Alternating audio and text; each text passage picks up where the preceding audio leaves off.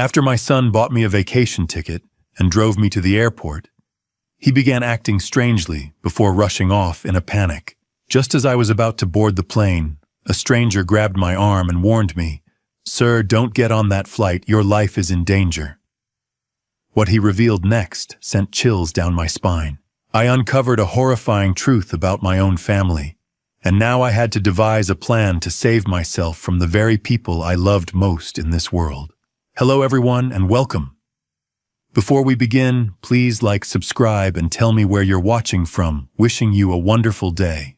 Quick reminder, this is a fictional story with dramatized details for emotional impact. Any similarities to real events are coincidental, but the lessons are deeply meaningful. Now let me reveal what that stranger showed me at the airport. My name is Henry Lawson, and I am 65 years old. I live alone now in a small cabin tucked into the forested hills of western Montana. The cabin sits on 3 acres of land surrounded by towering pines and Douglas firs. Most mornings I wake to the sound of elk moving through the trees outside my window. The air here is clean and sharp, the kind that fills your lungs and makes you feel alive. The sky stretches wide and endless, unmarked by city lights or the hum of traffic. It is peaceful here. Quiet in a way I never thought I would need, but 2 years ago I was living a very different life. Back then, I was 63 years old, and still waking up every morning in the same house I had shared with my wife Margaret for over 3 decades. We bought that house together in 1987, the year we got married. It was a 2-story colonial in the Washington Park neighborhood of Denver, Colorado, white trim, a deep front porch, and a backyard bordered by a wooden fence that Margaret painted herself one summer when we were still in our 30s. She planted roses along that fence. Every spring she'd kneel in the dirt with her gardening gloves and her wide-brimmed sun hat, tucking bulbs into the soil beneath the kitchen window. Tulips, bright red ones that came back year after year, faithful as clockwork. Margaret loved that house. She loved Denver. She loved our life there. We had one son. His name is Derek. He was born in 1989, 2 years after we bought the house. Margaret used to say that Derek was the best thing we ever did together, and for a long time I believed that was true. Margaret and I were together for 35 years. We met when we were both 26 at a community fundraiser in Boulder. She was volunteering at the registration table, and I was there because my college roommate had dragged me along. I saw her laugh at something someone said, and I thought, I want to know that woman. 3 months later, we were engaged. A year after that, we were married. She wasn't just my wife. She was my best friend. She was the person I told everything to, the good days and the bad ones, the worries and the wins. She made every room in that house feel like home. The kitchen smelled like her bread on Sunday mornings. The living room still had the couch we'd bought together in 1995, worn soft in all the right places. The bedroom upstairs was ours, our sanctuary, our haven. And then, in October of 2021, Margaret passed away. It was breast cancer. The aggressive kind, the kind that moves faster than you can react. By the time the doctors caught it, it had already spread. We spent nearly $80,000 on treatments, chemotherapy, radiation, experimental therapies that insurance wouldn't cover. I would have spent every cent I had if it meant one more year with her, one more month, one more day. But it wasn't enough. She was 61 years old when she left me. We had been together for 35 years, more than half my life. The last few weeks we brought her home. We rented a hospital bed and set it up in our bedroom so she could spend her final days in the place we had shared for so long.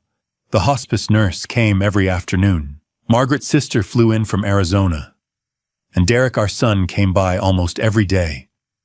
I remember one afternoon in late October. The light was soft and golden through the curtains. Margaret was awake but weak. Derek sat on the edge of the bed and held her hand. She looked at him with those clear, sharp eyes she'd always had, even when her body was failing. and she whispered, "Promise me you'll take care of your father when I'm gone." Derek's voice broke. He squeezed her hand and said, "I promise, Mom. I promise." She smiled. It was one of the last times I ever saw her smile.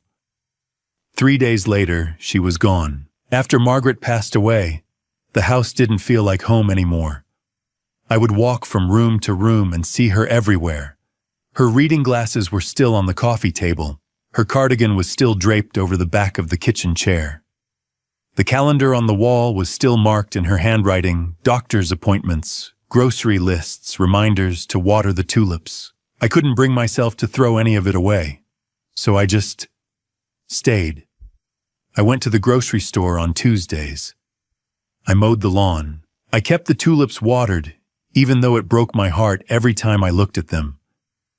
But I was alone. Derek tried to help. He would swing by once a week, usually on Sundays, sometimes with his wife. Derek was 34 years old, then strong, confident, the kind of man any father would be proud of. He worked as a financial advisor in downtown Denver.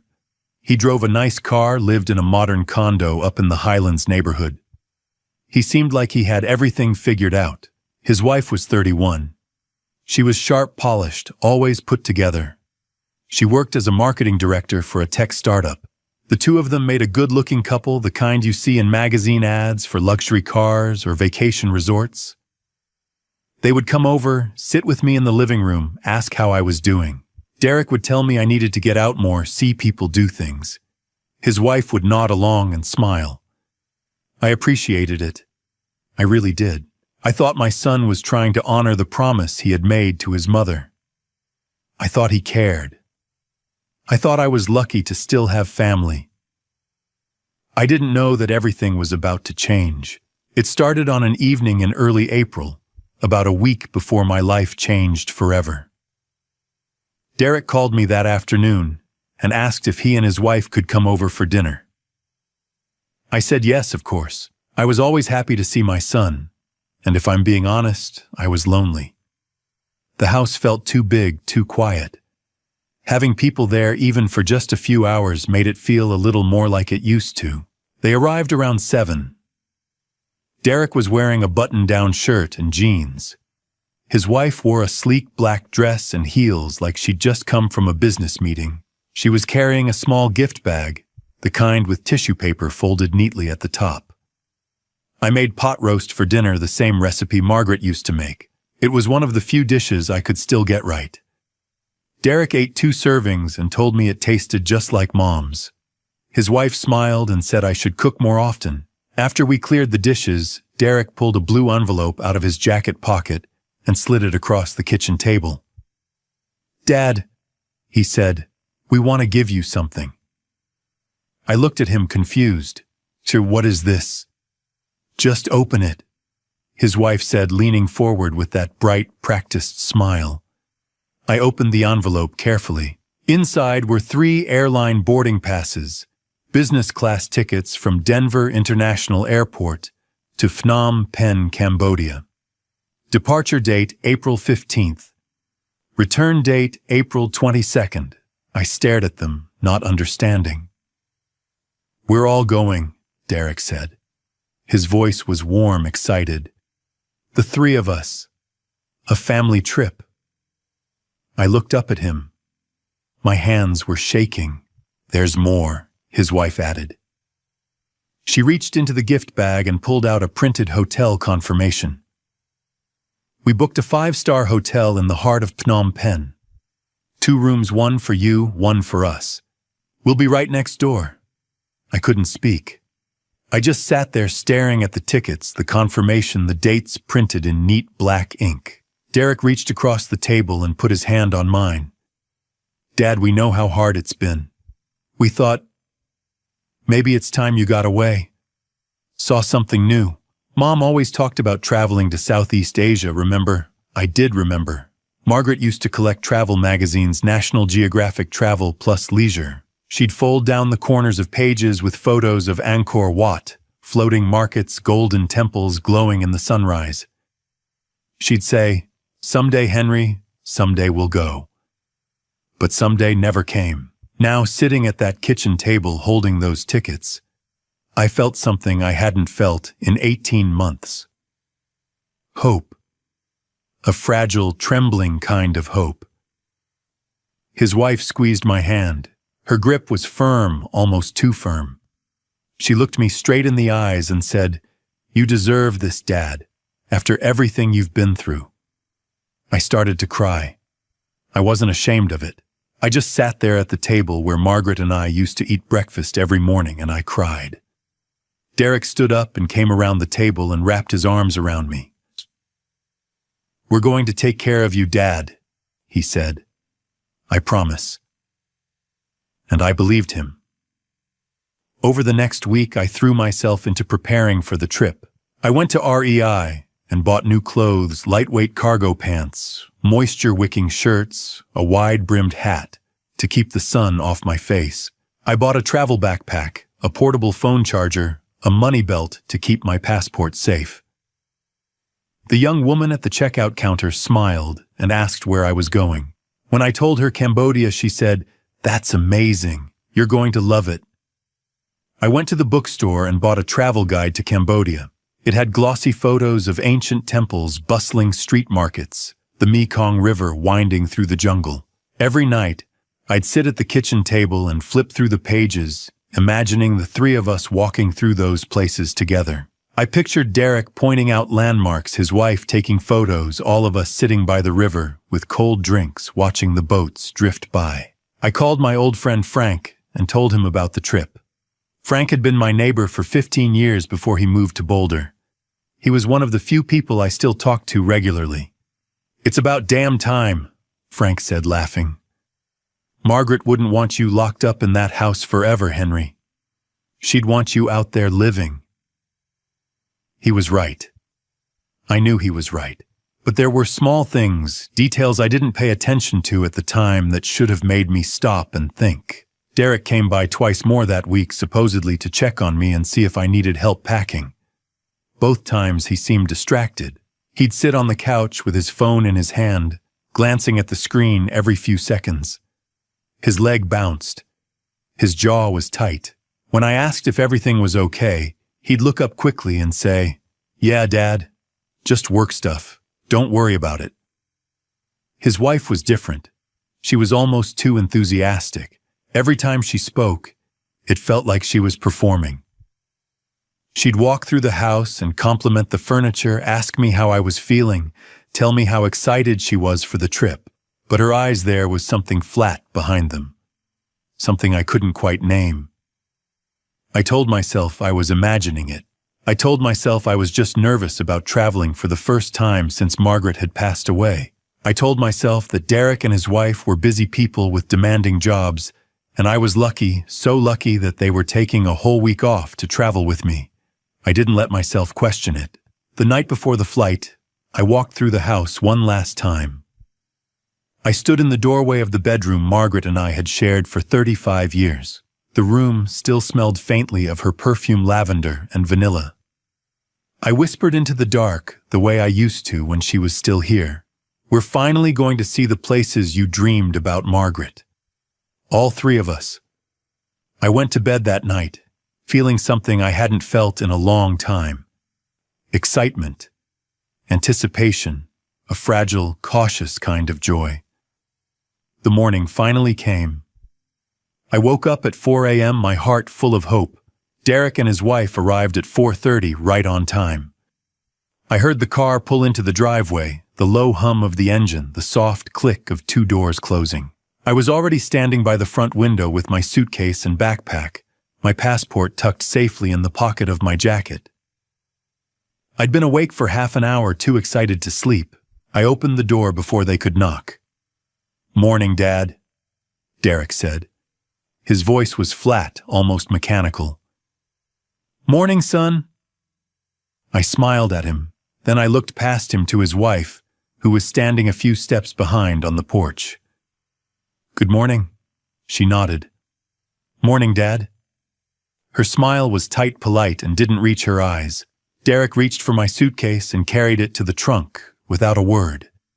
His wife followed him silently, her purse slung over her shoulder, her phone already in her hand. I locked the front door and climbed into the passenger seat. Derek slid into the driver's seat. His wife got into the back directly behind me. I glanced over my shoulder at her. You excited?" I asked. "Yeah," she said. But she was looking out the window, not at me. Derek started the engine and pulled out of the driveway. The sky was still dark. The streetlights cast long, pale shadows across the empty road. It was the kind of quiet you only get in the early morning before the city wakes up. I was full of energy, full of plans. I started talking almost immediately about the temples we'd visit, the food we'd try, the river tour I'd read about in the guidebook. I told them I wanted to see the royal palace and the silver pagoda. I wanted to walk through the Russian market and try the street noodles everyone raved about. I wanted to take a boat ride on the Mekong at sunset. Neither of them responded. Derek stared straight ahead at the road, his hands gripping the steering wheel. His wife sat in the back seat, silent. Her face turned toward the window. I glanced at Derek. "You okay, son?" "Yeah." His voice was tight. "Just tired." But he didn't look tired. He looked tense, wired, like he was holding something in. His phone buzzed, then it buzzed again. Derek glanced down at it, his face lit up by the glow of the screen. I saw his jaw clench. He didn't pick it up. His wife leaned forward slightly from the back seat. I couldn't see her face, but I heard her voice, low, controlled. "Derek."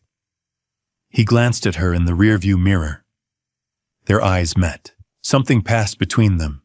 Something I didn't understand. Then Derek looked back at the road and tightened his grip on the wheel. The phone buzzed again. This time his wife reached forward and picked it up from the cup holder. She unlocked it, read the screen, then typed something quickly with her thumb. She set it back down without saying a word. "Work?" I asked. "Yeah," Derek said. He didn't look at me. "Just some last-minute stuff." I nodded, even though something about the whole exchange felt wrong. It was barely 5 in the morning. Who was texting him about work at this hour? And why was his wife answering his messages? I tried to push the thought away. I told myself they were just stressed. They had demanding jobs. They were taking a week off on short notice. Of course they'd be dealing with loose ends. We drove in silence for a while. The highway stretched out in front of us, empty and dark. The only lights were the amber glow of the street lamps sliding past us one by one. I looked over at Derek. His knuckles were white where he gripped the wheel. His shoulders were hunched forward. His jaw was locked tight. I tried to lighten the mood. "You know," I said, "this reminds me of when I taught you to drive. Remember, you were 16. We came out here on a Sunday morning, just like this, early, before the traffic started. You were so nervous you could barely get the car out of the driveway." Derek didn't say anything. "You stalled out 3 times before we even made it to the end of the block." I laughed softly. "Your mom was standing on the porch waving at us. She was so proud of you." Still nothing. I glanced back at his wife. She was staring out the window, her face expressionless, like she hadn't heard a word I'd said. I stopped talking. I looked out my own window and watched the dark shapes of buildings and trees blur past. Derek's phone buzzed again. This time he picked it up himself, unlocked. It read the message. His face went pale. He glanced at the rearview mirror at his wife. She gave a single, almost imperceptible nod. He set the phone down again, harder than he needed to. "Everything okay?" I asked quietly. "Fine," he snapped. Then more softly, "Sorry, Dad. I'm just dealing with some stuff. Don't worry about it." But I was worried. I couldn't help it. Something felt wrong. Derek's hands were shaking. His breathing was shallow.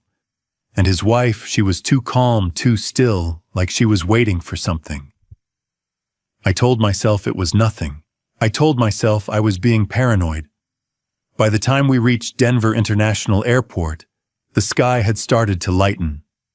The sun hadn't risen yet, but the horizon was tinged with pale blue and gray. The airport loomed ahead of us, massive, modern, with its distinctive white tent-like roof glowing softly in the early light. Derek pulled into the departures lane and parked near the terminal entrance. He turned off the engine and sat there for a moment, staring straight ahead, his hands still gripping the wheel. His wife opened her door first. She got out without a word, pulled her small carry-on from the trunk, and stood on the curb waiting. Derek finally opened his door. He popped the trunk and hauled out my suitcase. He moved fast, too fast. His movements were jerky, almost frantic. "You coming?" I asked. He nodded, but he didn't look at me. We walked into the terminal together, the three of us. Derek a few steps ahead, his wife beside him, me trailing behind with my suitcase. Inside, the air was cool and bright. The fluorescent lights hummed overhead. A few scattered travelers moved through the space business people with rolling luggage families with sleepy children, a couple of airline employees in uniform. We found the check-in counter for our flight. The line was short. Derek stood beside me, shifting his weight from foot to foot. His wife stood on his other side, arms crossed, staring at the departure board. His phone buzzed again. He pulled it out, read the message, then shoved it back into his pocket. His wife glanced at him. He shook his head slightly. We moved forward in line. When it was our turn, the woman behind the counter smiled at us and asked for our IDs and boarding passes. I handed mine over. Derek fumbled in his jacket pocket, pulled out his driver's license, and set it on the counter. His hand was trembling so badly the plastic card rattled against the surface. We finished checking in and headed toward security. The TSA line was short. Derek walked ahead, his phone in his hand. His wife walked beside him, silent. I followed with my suitcase, trying to ignore the knot in my stomach. We made it through security without incident. I collected my belongings, slipped my shoes back on, and looked for Derek and his wife. They were already moving toward the gates, not waiting for me. "Derek, wait up," I called. He stopped but didn't turn around. His wife stopped beside him. I caught up. "You two okay?" "Yeah," Derek muttered. "Gates this way." We walked through the terminal in silence. A few early travelers moved past us. The overhead announcements echoed through the space. We reached Gate B23 at 6:45. The departure board displayed our flight. United Flight 1847 Denver DEN to San Francisco SFO, departure 8 a.m., boarding 7:30 a.m., status on time. I felt a flutter of excitement. In just over an hour, we'd be in the air. I found 3 seats near the window and sat down. Derek didn't sit. He paced back and forth, glancing at his phone every few seconds. His wife sat next to me, stiff and silent, staring straight ahead. "Everything okay?" I asked her. She turned to look at me. Something flickered in her eyes. Then she smiled, thin and tight. "Yes, Dad. Just tired." Derek kept pacing. His phone buzzed. He glanced at it, jaw tightening. Then he glanced at his wife. She gave a barely perceptible nod. At 7:10, the gate agent's voice came over the speaker. "Good morning, ladies and gentlemen. We will now begin boarding United Flight 1847 with service to San Francisco. We'd like to invite our first class and business class passengers to begin boarding." That was us. I stood up, reaching for my bag. "All right, let's go." Derek stopped pacing. He turned to face me, his face pale, his eyes red. He grabbed my hand. "Dad!" he said, his voice cracking. "I need to tell you something." My stomach dropped. "Oh, what is it?" He opened his mouth, but no words came out. He looked at his wife. She stood up slowly and put her hand on his shoulder. "We can't go," Derek said barely above a whisper. I stared at him. "What?" His wife stepped forward, her face calm. "Something came up. At both of our jobs, emergency situations. We have to go back right now." I couldn't process it. "What, Derek? That's insane. We've been planning this for a month. You took time off. You bought the tickets. What kind of emergency?" "I'm sorry, Dad."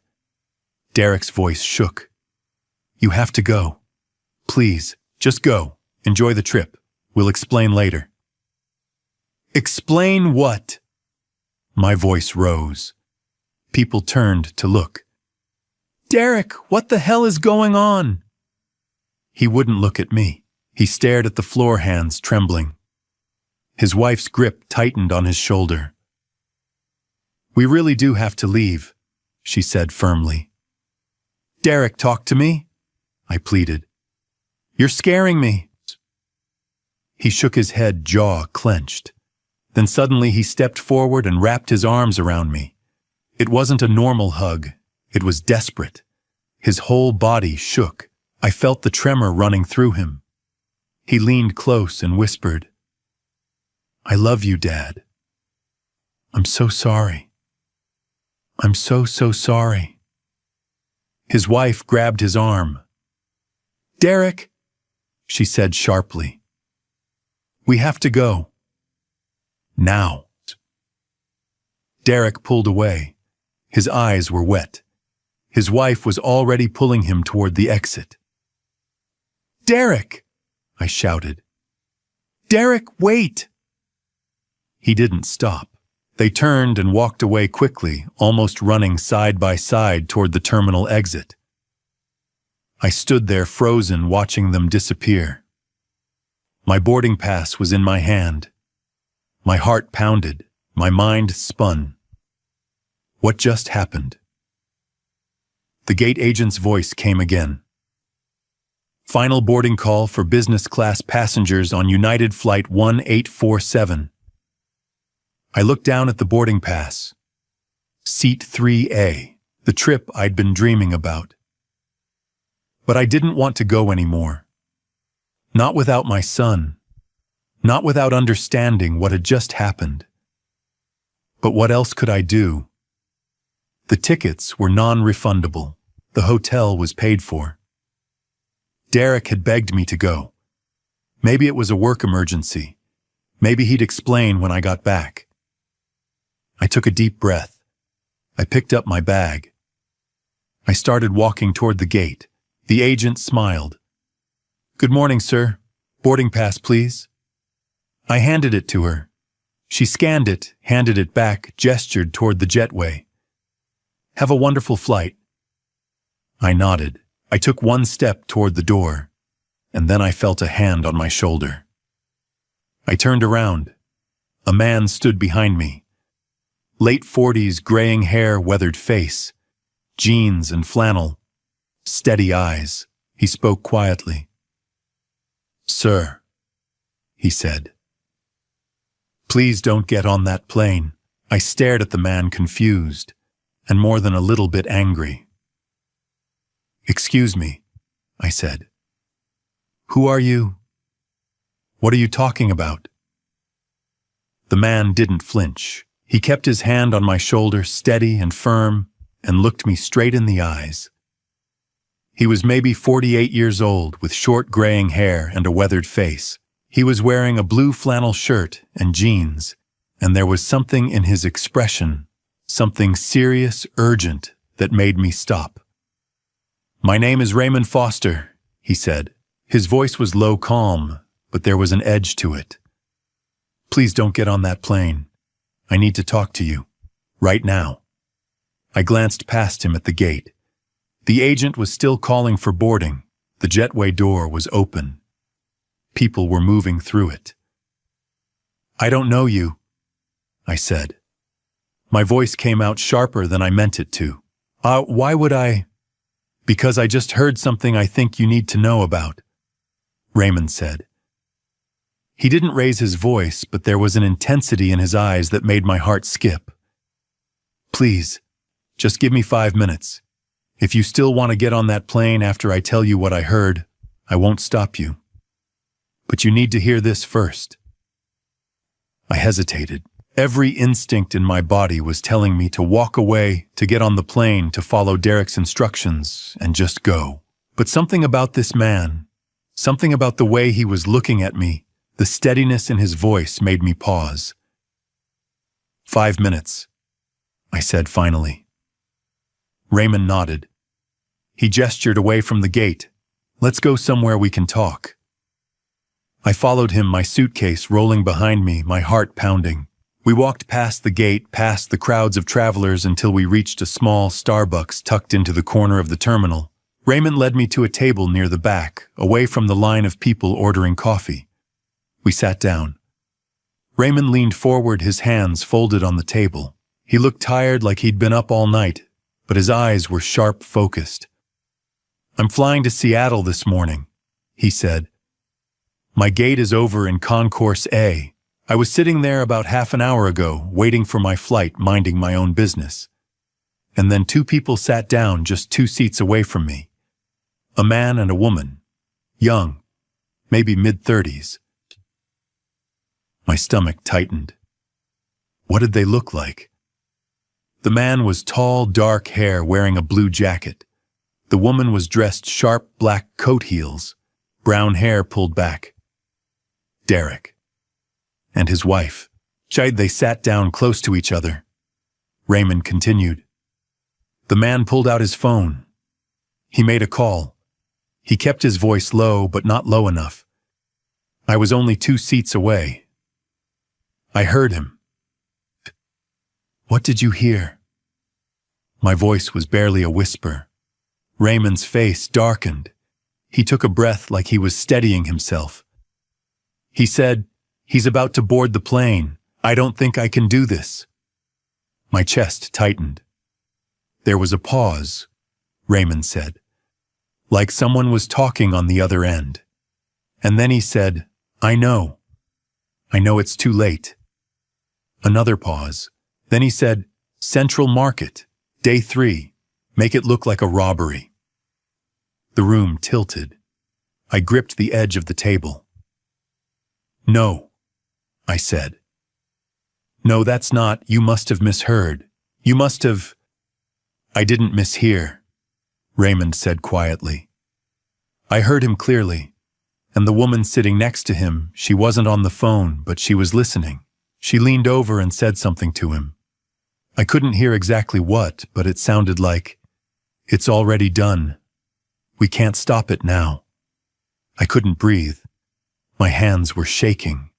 The man looked upset. Raymond continued. Like he was about to break down. But the woman, she was calm. Cold.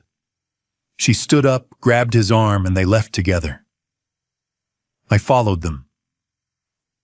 You followed them. I did. Raymond's jaw tightened. Because I've been around long enough to know what that kind of conversation means. I followed them to Gate B23. I stayed back, watched from a distance. I saw them talking to an older man, someone who looked happy, excited. And then I saw them leave. Without him, they just walked away and left him standing there. My throat closed. I couldn't speak. "That older man was you," Raymond said. "Wasn't it?" I nodded slowly. I felt like I was going to be sick. Raymond leaned back in his chair. "I don't know who those people are to you, but I know what I heard.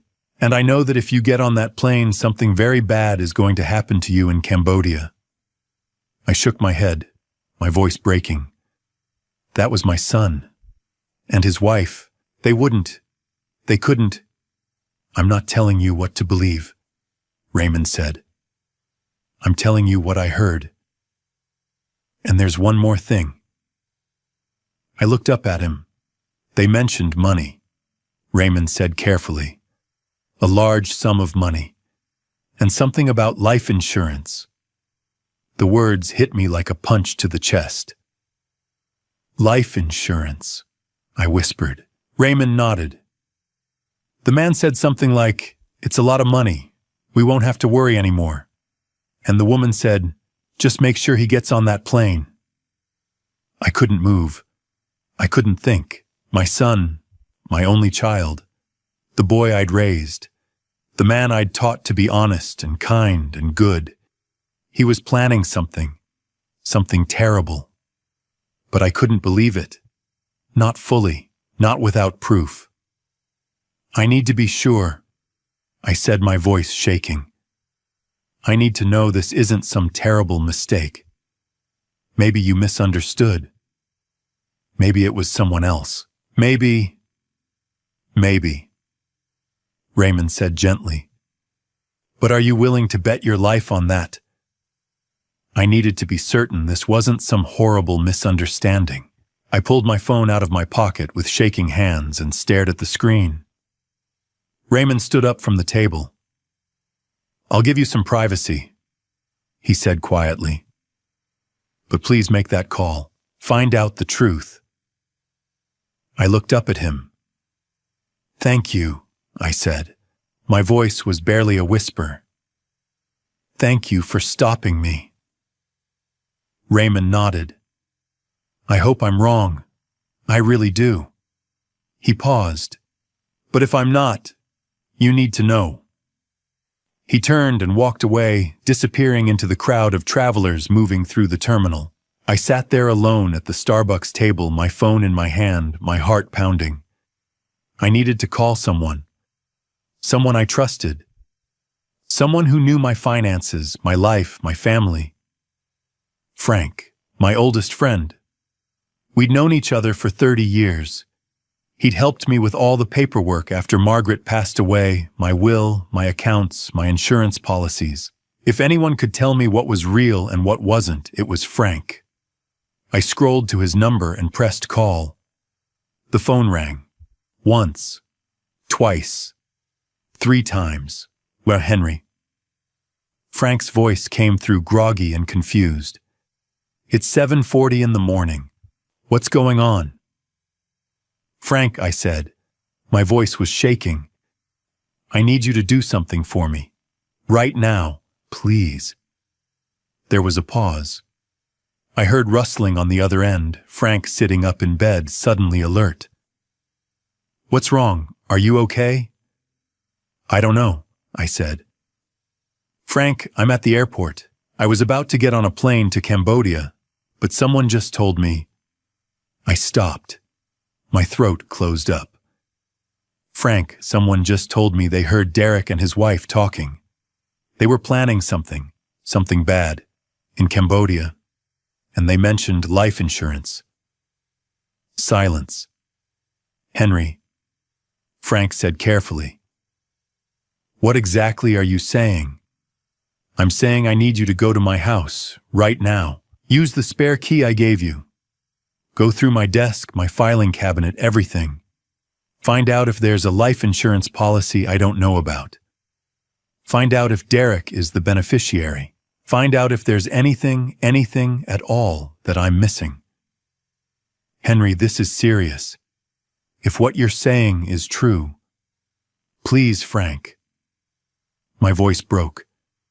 "I'm begging you. I need to know." "Okay," Frank said. "Okay, I'm getting dressed right now. I'll head over. It'll take me about 30 minutes to get there from Boulder." "Thank you," I whispered. "Thank you." I hung up. I sat there alone, staring at my phone, watching the minutes tick by. 7:45, 7:50, 8 o'clock. My flight had departed. I watched the departure board update United 1847. Departed. I'd missed it. I got up and bought myself a cup of coffee I didn't want.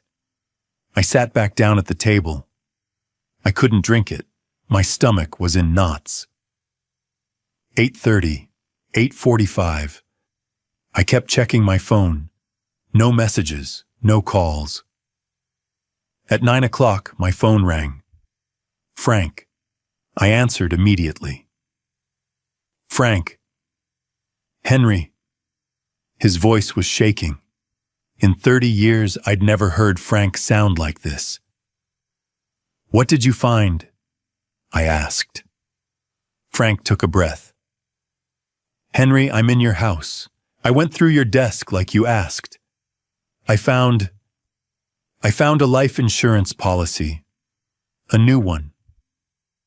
I don't remember ever seeing this before. It's dated 3 months ago. January." My heart stopped. "How much?" I whispered. $350,000. The room spun. "Beneficiary Derek Lawson," Frank continued. "Your son." I couldn't speak. "Henry," Frank said carefully. "I've seen your signature 1,000 times. I helped you sign documents after Margaret passed away. This signature on the insurance policy, it looks exactly like yours, but there's something off about it. The loops are too perfect. The pressure is too even. I think someone forged it." "Forged it," I repeated numbly. "Yes," Frank said, "and there's more." I closed my eyes. "I checked your bank statements," Frank continued. "There's a withdrawal from your joint checking account. $12,000 2 weeks ago. April 1st. Do you remember authorizing that?" "No," I said. "I didn't authorize anything." "The withdrawal was made online," Frank said. "From an IP address that traces back to Derek's neighborhood, probably his condo." I felt like I was going to throw up. "Frank," I said slowly, "is there anything else?" There was a long pause. "Henry." Frank set his voice tight. "There's a laptop here, on the coffee table in your living room. I think Derek left it here the last time he visited. And I opened it. The browser history is still there.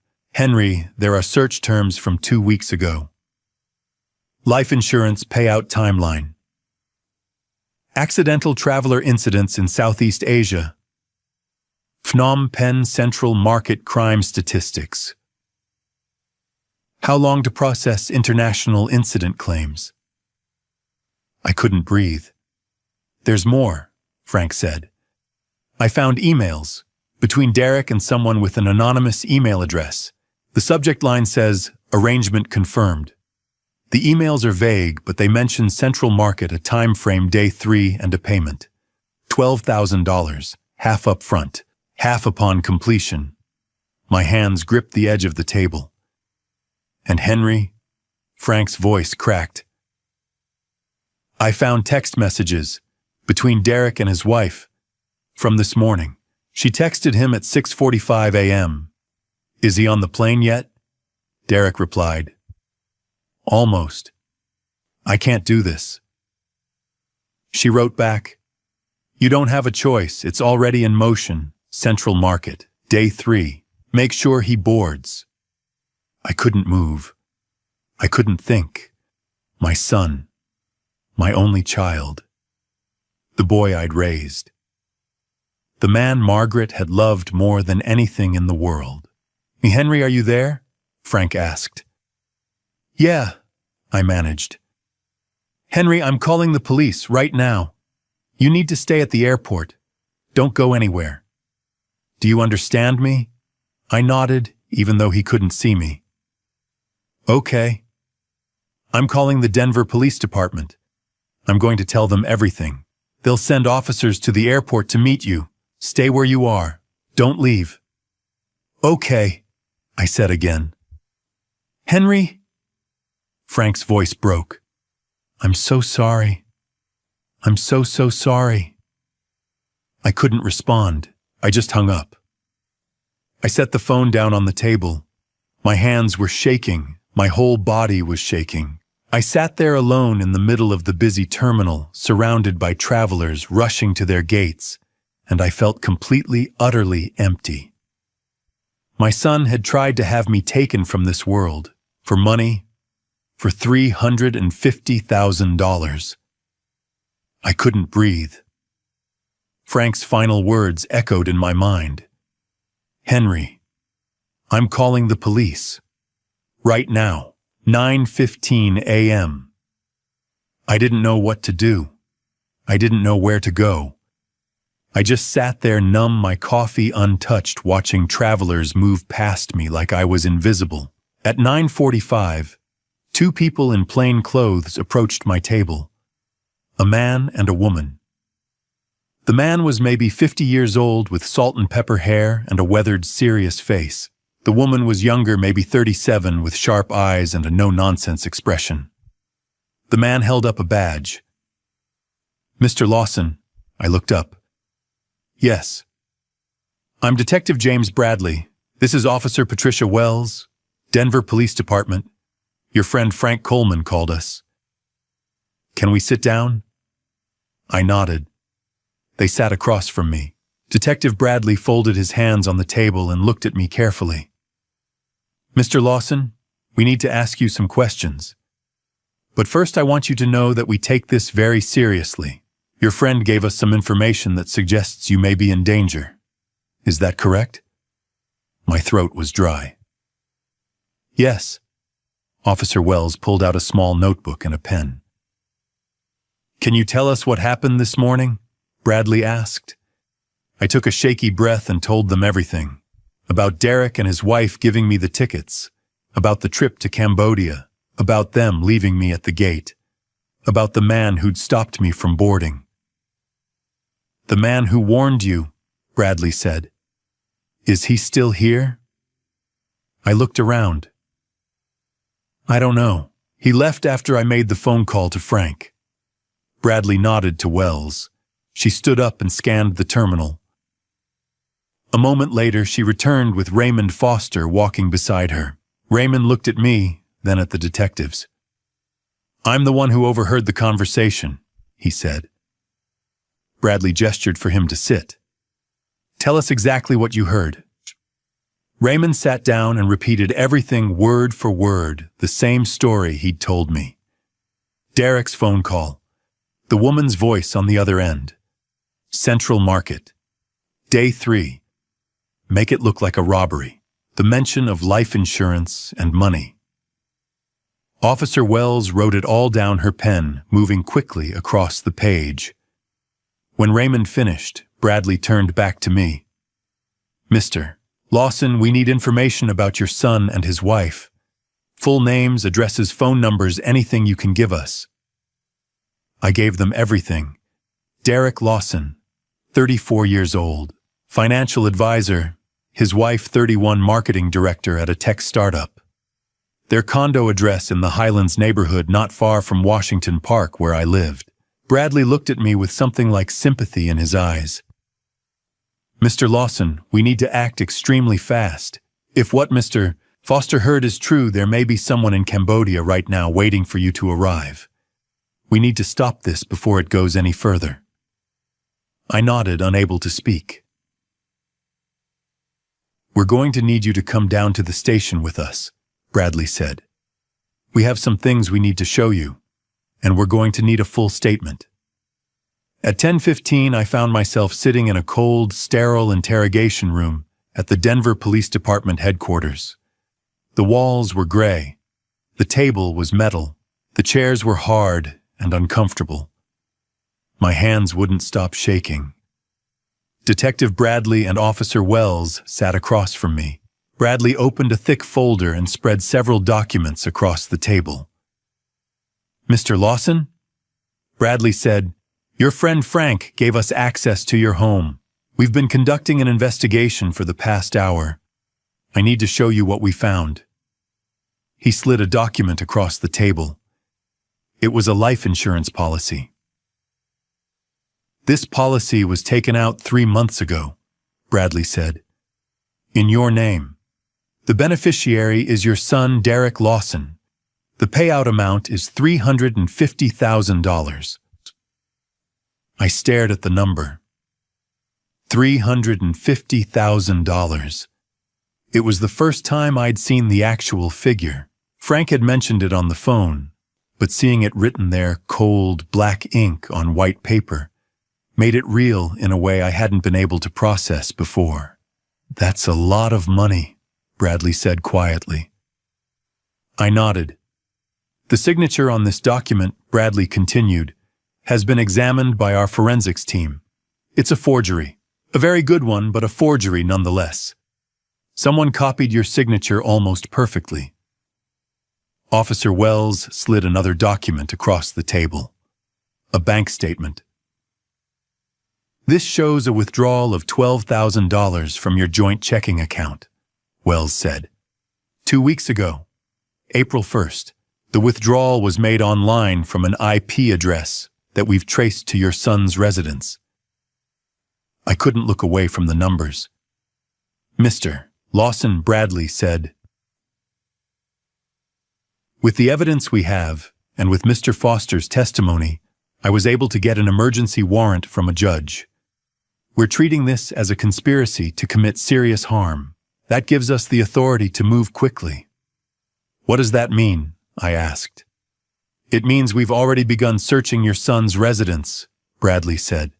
"We've seized his electronic devices, his laptop, his phone, his wife's phone. We're going through their financial records, their emails, their text messages, everything." I felt like I was going to be sick. At 1 o'clock in the afternoon, Detective Bradley's phone buzzed. He glanced at it, then stood up. "Excuse me for a moment," he said. He stepped out of the room. Officer Wells stayed with me silent. 5 minutes later, Bradley returned. He was carrying a laptop. He set it down on the table and opened it. The screen lit up, showing a desktop with several folders and icons. "Mr. Lawson," Bradley said, his voice careful, "there's more. A lot more. And it involves your daughter-in-law." I looked up at him. Bradley turned the laptop toward me. "We found this on your son's computer. Email correspondence, search history, financial transactions, and text messages between your son and his wife." He clicked on a folder. A series of emails appeared on the screen. "Your daughter-in-law," Bradley said, "appears to be the primary organizer of this plan." My blood ran cold. Bradley opened one of the emails. The subject line read, "Final confirmation." The body of the email was brief, written in careful, vague language. But the meaning was clear. Arrangement confirmed. Central Market, Phnom Penh. Day 3. Target elderly male solo traveler. Payment $12,000 USD, half up front, half upon completion. Make it look like a robbery gone wrong. I couldn't breathe. Bradley opened another file. Text messages between Derek and his wife from this morning. 6:45 a.m. Her is he on the plane, yet 6:47 a.m. Derek almost. I can't do this. 6:48 a.m. Her. You don't have a choice. It's already in motion. Central Market. Day 3. Make sure he boards. 6:50 a.m. Derek, I can't. He's my father. 6:51 a.m.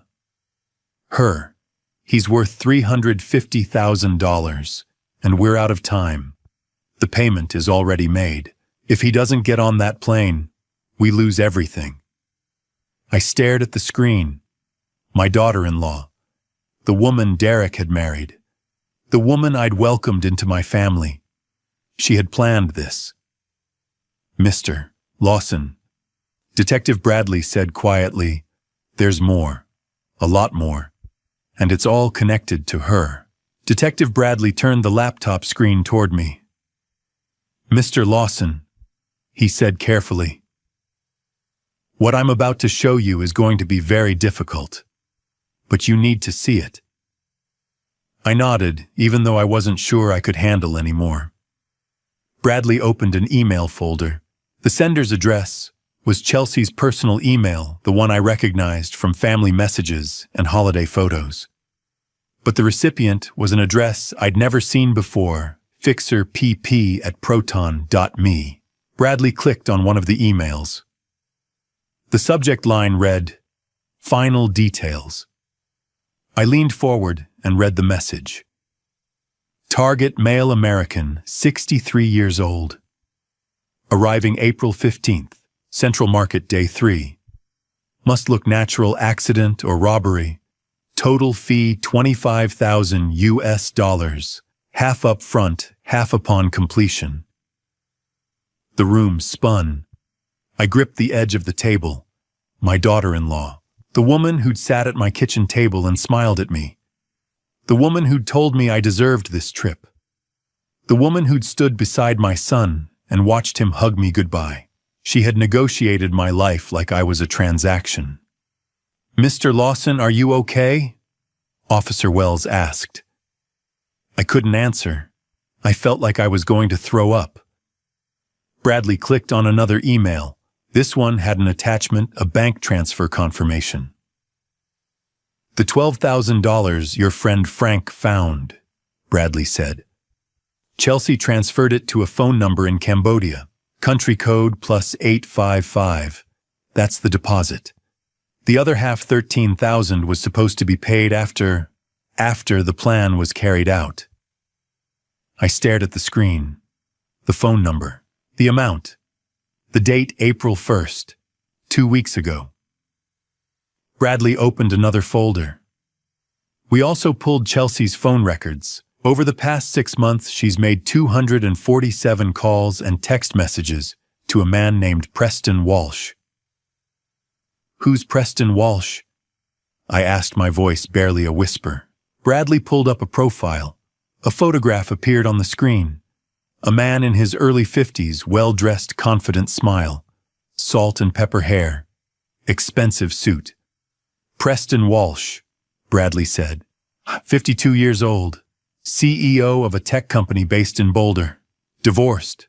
No kids. Owns a house in Cherry Creek worth $2.3 million. I didn't understand. "What does he have to do with this?"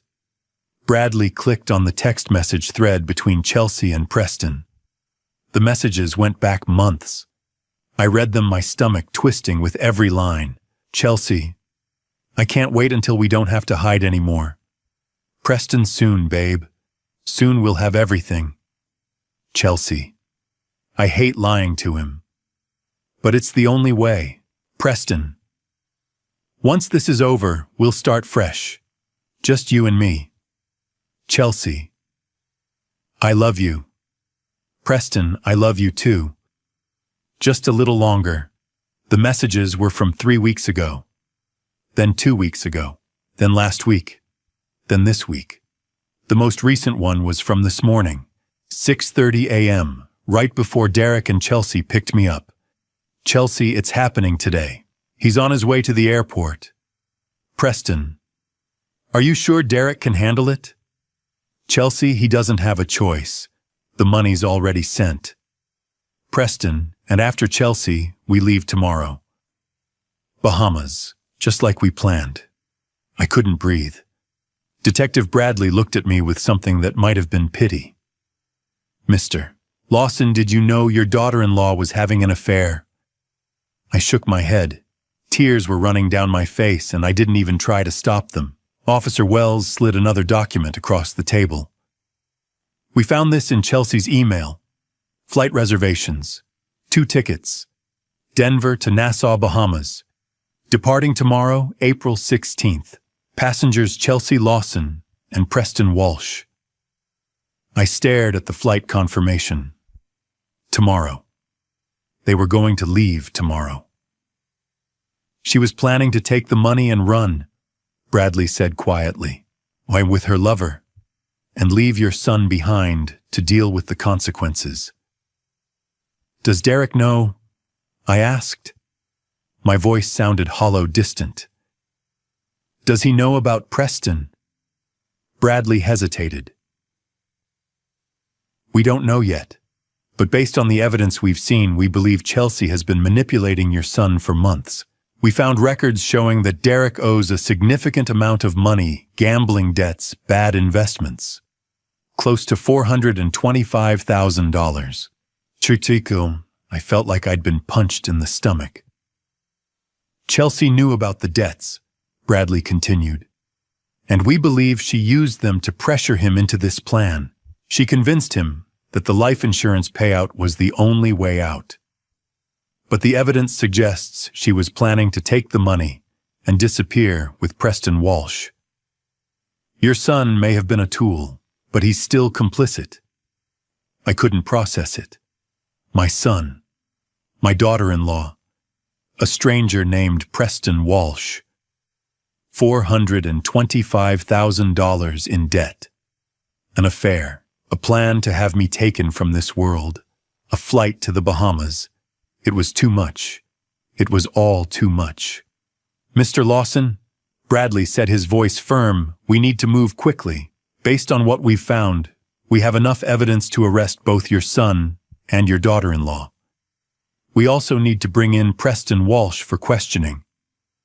I looked up at him. What happens now? We're going to send units to apprehend them, Bradley said. Your son is most likely at his condo. Chelsea may be there as well, or she may be with Preston Walsh. We'll find them. Officer Wells leaned forward. We're also going to alert the authorities in Cambodia. If there's someone waiting for you at Central Market in Phnom Penh, we need to make sure they're stopped before they can harm anyone else. I nodded numbly. Bradley closed the laptop and stood up. He looked at me carefully, his expression serious. We're going to arrest them, right now, he said. Mr. Lawson, I need to ask you something. When we bring your son in for interrogation, would you want to be present in the observation room? You wouldn't be in the same room as him, but you'd be able to see and hear everything. He paused. Some people find it helps them understand, Bradley continued. Others find it too painful. The choice is entirely yours. I stared at him, my mind racing. Did I want to see my son? Did I want to hear him explain why he'd tried to have me taken away? Did I want to watch him sit across from a detective and answer questions about the plan to end my life? Detective Bradley's eyes didn't leave mine. So I'm asking you, Mr. Lawson, he said quietly. Do you want to be there when we interrogate your son? I didn't answer Detective Bradley's question right away. I just sat there staring at the table, my mind spinning. Did I want to see my son? Did I want to hear what he had to say? Before I could respond, Bradley's phone buzzed. He glanced at it, then stood up. Excuse me, Mr. Lawson. I need to coordinate the arrest. Officer Wells will stay with you. He left the room. Wells sat down across from me, her expression calm and professional. Can I get you anything? She asked. Water, coffee. I shook my head. I couldn't imagine eating or drinking anything. So I just sat there, waiting.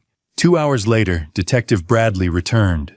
His face was tight, serious, but there was something in his eyes, relief maybe, or satisfaction. We got him, Bradley said. I looked up. Derek. Yes, he wasn't at his condo. But we found him at a friend's house. Stephen Parker, 32 years old, lives about 15 minutes from your son's place. Bradley sat down across from me and folded his hands on the table. Let me tell you what happened, he said. It was 2 o'clock in the afternoon when 4 police vehicles surrounded Stephen Parker's house. It was a modest place in a quiet neighborhood, a small 2-story home with a neatly trimmed lawn and a wooden fence around the backyard. Detective Bradley led the team. Officer Wells was with him, along with 2 other officers. Bradley knocked on the front door. Hard. 3 times. A moment later, the door opened. A young man stood there, tall, lean, with messy brown hair and a confused expression. Stephen Parker. The moment Stephen saw the badges, the uniforms, the cars parked on the street, His face went pale. "What's going on?" Stephen asked. His voice was shaking. "We're looking for Derek Lawson," Bradley said. "Is he here?" Stephen hesitated, just for a second, but it was enough. "I need you to step aside, Mr. Parker," Bradley said.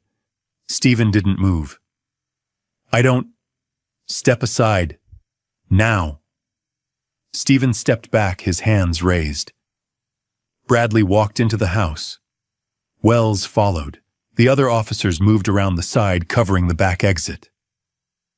"Derek Lawson," Bradley called out. "This is the Denver police. We have a warrant for your arrest. Come out now." Silence, and then movement. Fast.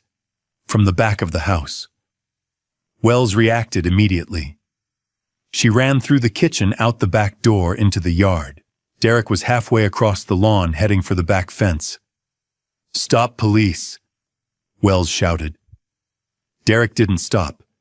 He kept running. Wells was faster. She caught up to him in 3 strides, grabbed his shoulder and pulled him down. Derek hit the grass hard, face first. Wells didn't hesitate. She was on him in a second, pulling his arms behind his back, locking the handcuffs around his wrists. Derek didn't fight.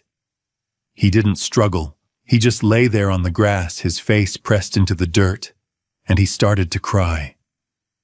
"Oh, God," Derek sobbed. "Oh, God, I didn't want this to happen. I didn't want this. I didn't want this." Wells pulled him to his feet. Derek's legs buckled. He could barely stand. "Derek Lawson," Wells said, her voice flat and official. "You're under arrest for conspiracy to commit serious harm. You have the right to remain silent." Derek wasn't listening.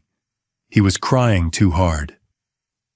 2 officers led him back through the house, out the front door, toward one of the waiting police cars.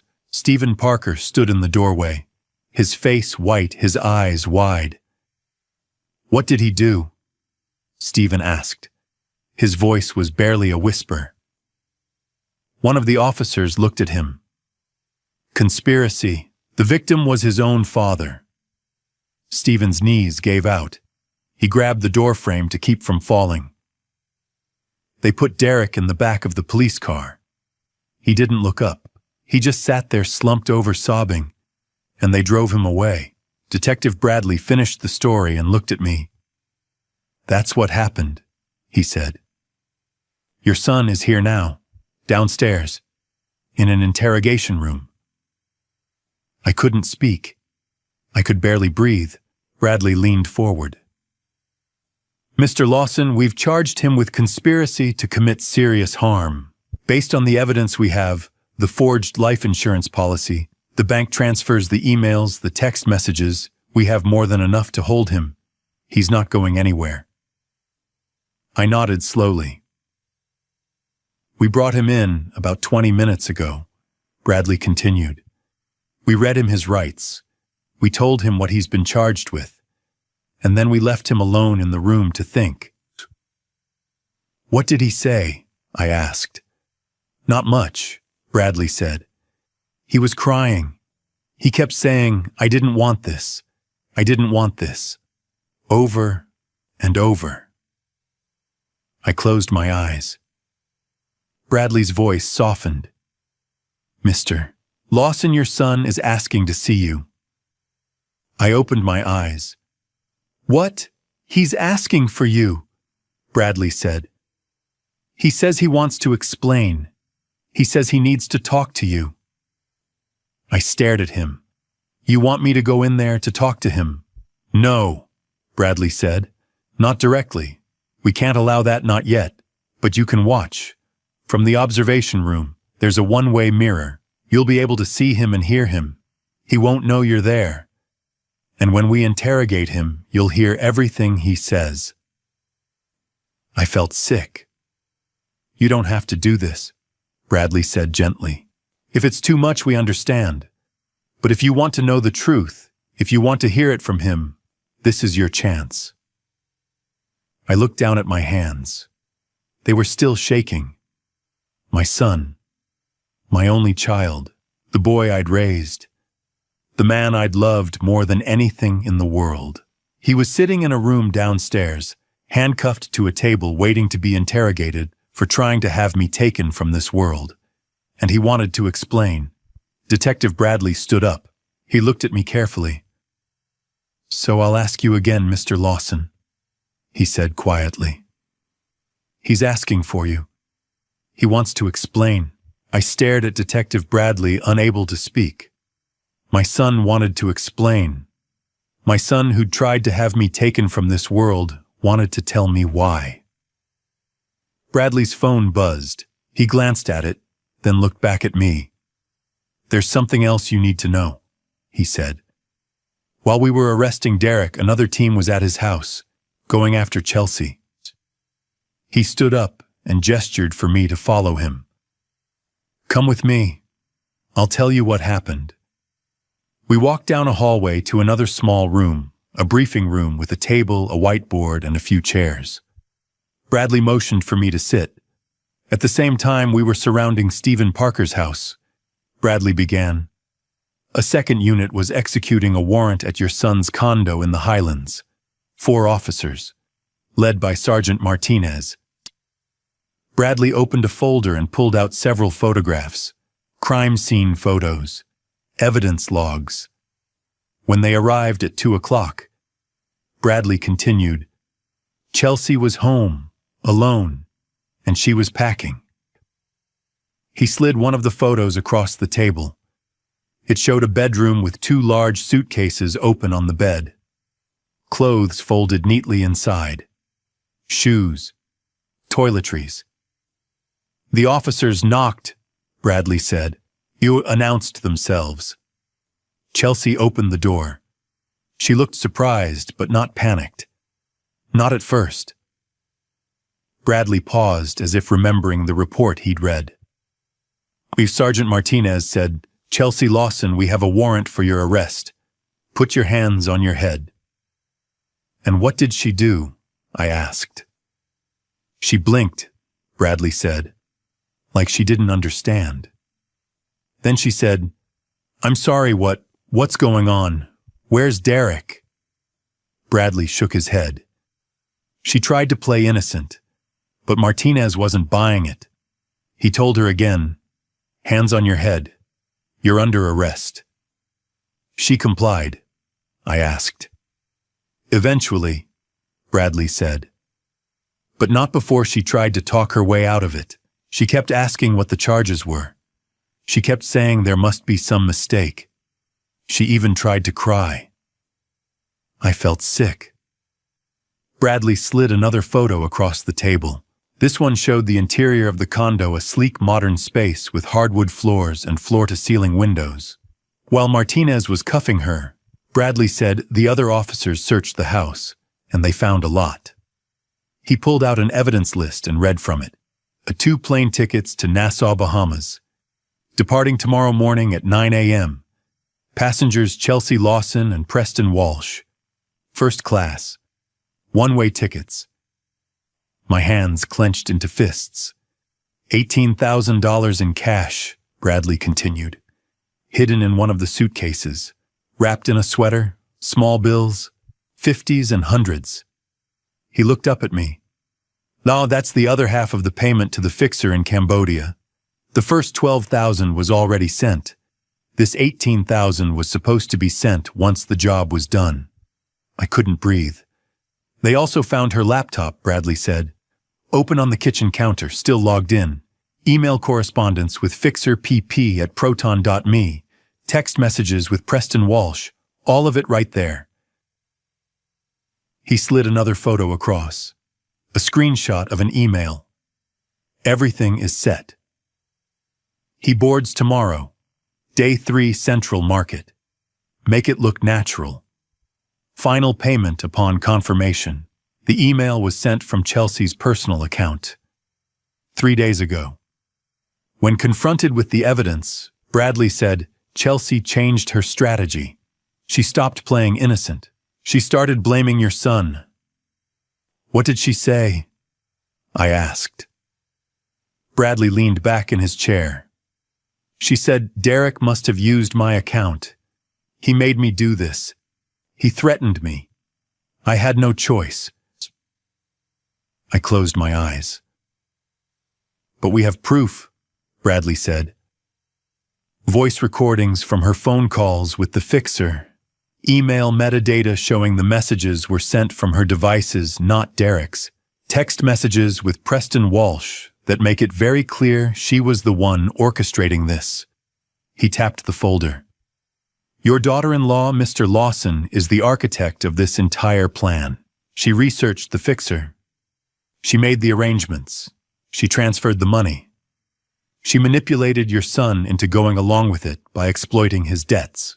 And she was planning to take the insurance payout, leave your son to deal with the fallout, and run off to the Bahamas with her lover." I felt like I'd been punched in the stomach. "Where is she now?" I asked. "Downstairs," Bradley said.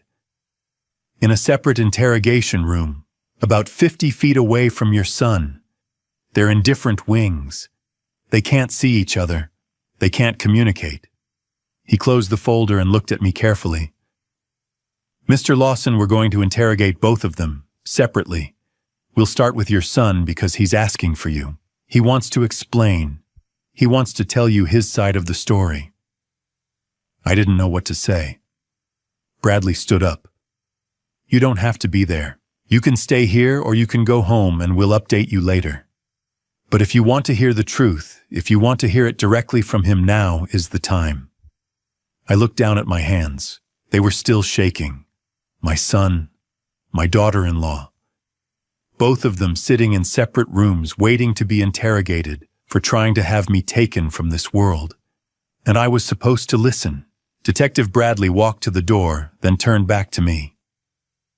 "Mr. Lawson," he said quietly, "are you ready to face your son? Made it this far? Drop justice in the comments to show you're still here." A gentle reminder, this story uses fictional elements to enhance the narrative. Not all details represent literal events. You're welcome to close the video if you prefer. But if you want to witness the moment I had to look my son in the eyes and hear his confession, keep watching. At 4 o'clock in the afternoon, Detective Bradley led me down a narrow hallway to a heavy metal door. A small window was set into the wall, beside it one-way glass. Through it, I could see a small, cold room with a metal table and 2 chairs. Derek sat in one of the chairs. His hands were cuffed to a metal ring bolted to the table. His face was pale, his eyes red and swollen. He looked like he hadn't slept in days. Bradley looked at me. "You don't have to go in there, Mr. Lawson. You can watch from here. He won't know you're watching." I shook my head. "I need to talk to him." Bradley hesitated. "Are you sure?" "Yes." Bradley nodded slowly. "All right. I'll be right outside if you need me." He opened the door.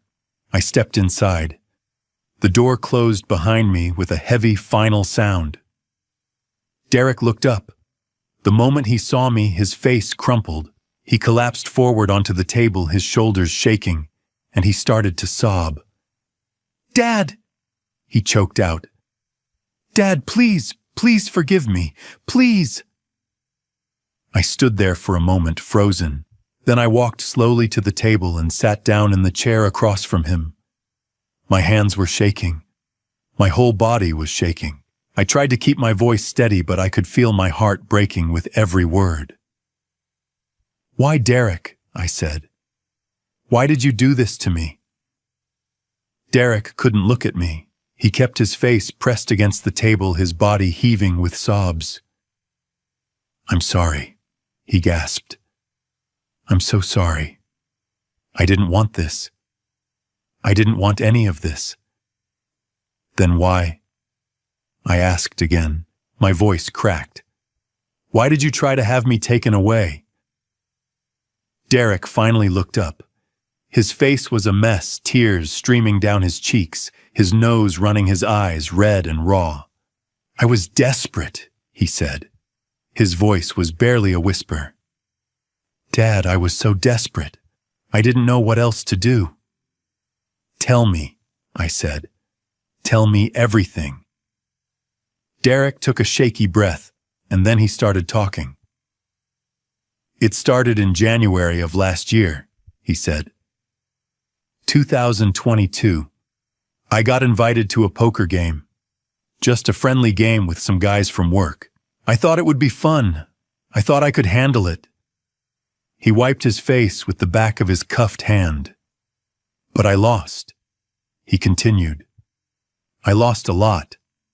And I kept going back, trying to win it back. And I kept losing.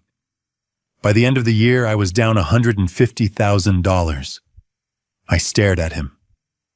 $150,000. Derek nodded miserably. I took out loans, credit cards, personal loans. I maxed everything out. And when the banks wouldn't lend me any more, I went to people who would. Loan sharks, I said. Yes. Derek's voice broke. They charged me insane interest. 20%, 30%. The debt just kept growing. And a week ago, it was up to $425,000. My stomach turned. They came to my condo, Derek said. 2 men. They beat me up. They told me I had 10 days to pay them back, or they'd come after Chelsea. They said they'd hurt her. They said they'd hurt the baby. The baby, I said. Derek looked down. Chelsea told me she was pregnant. 4 months. She said if I didn't find a way to get the money, they'd hurt her and the baby both. I closed my eyes. Later, I would find out that there was no baby. Chelsea had lied about that too. But in that moment, Derek believed it. Why didn't you come to me? I asked. My voice was shaking. Derek, why didn't you tell me? I would have helped you. I would have done anything. I was ashamed, Derek said. He was crying again. I was so ashamed, Dad. I didn't want you to know what I'd done. And Chelsea said, she said you wouldn't have enough money to pay off the debt anyway. She said the house and your savings wouldn't be enough. She said there was only one way. I looked at him. So you decided to have me taken from this world. Derek's face twisted in agony. No, it wasn't my idea, it was Chelsea's, she kept saying. She kept saying you'd already lived a full life, that you were 63 years old, that Mom was gone and you were lonely and maybe it would be better if you didn't have to suffer anymore. I felt like I'd been stabbed. She said Mom would want us to be happy. Derek continued, his voice breaking. She said Mom would understand. She said this was the only way to save our family.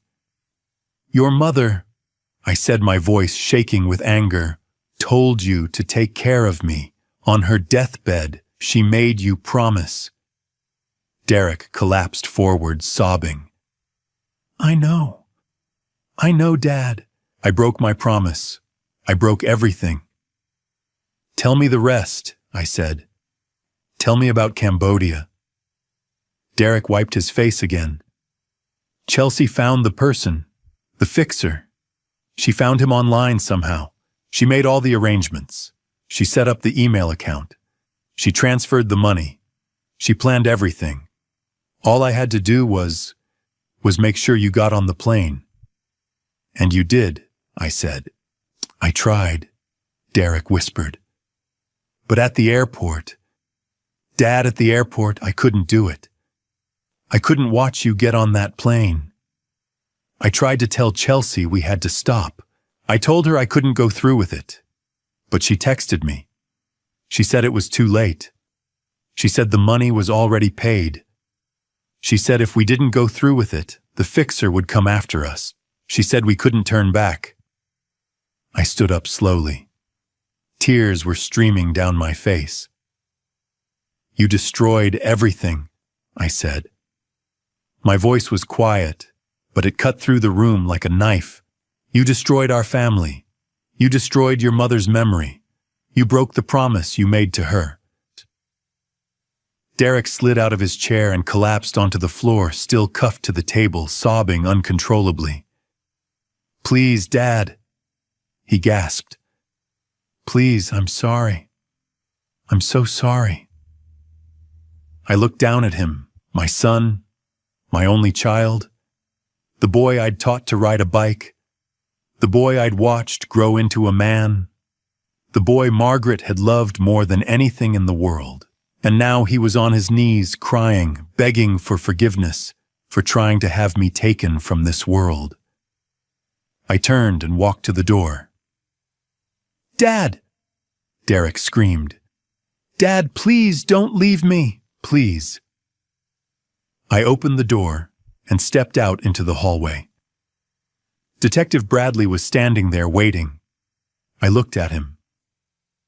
"I can't," I said. My voice was hollow. "I can't look at him anymore." I walked away. Behind me, I could still hear Derek's sobs echoing through the metal door. I didn't go into the room when they interrogated Chelsea. I couldn't. I'd barely made it through the conversation with Derek. I didn't have the strength to face her. Instead, I sat in the observation room with Officer Wells. She brought me water. She didn't say anything. She just sat with me while I stared at the one-way glass, watching the empty interrogation room on the other side. At 5:30 in the evening, 2 officers brought Chelsea in. She looked calm, composed. Her hair was still pulled back neatly. Her clothes were clean. She walked into the room like she was walking into a business meeting. They sat her down, cuffed her hands to the table. And then Detective Bradley walked in. "Mrs. Lawson," Bradley said, sitting down across from her. "Do you know why you're here?" Chelsea looked at him with cold, steady eyes. "I want a lawyer." Bradley nodded. "That's your right. But before we call one, I think you should know what evidence we have." He opened a folder and slid several documents across the table. Photographs, bank statements, email printouts, text messages. Chelsea glanced at them. Her face didn't change. "We found the tickets to the Bahamas," Bradley said.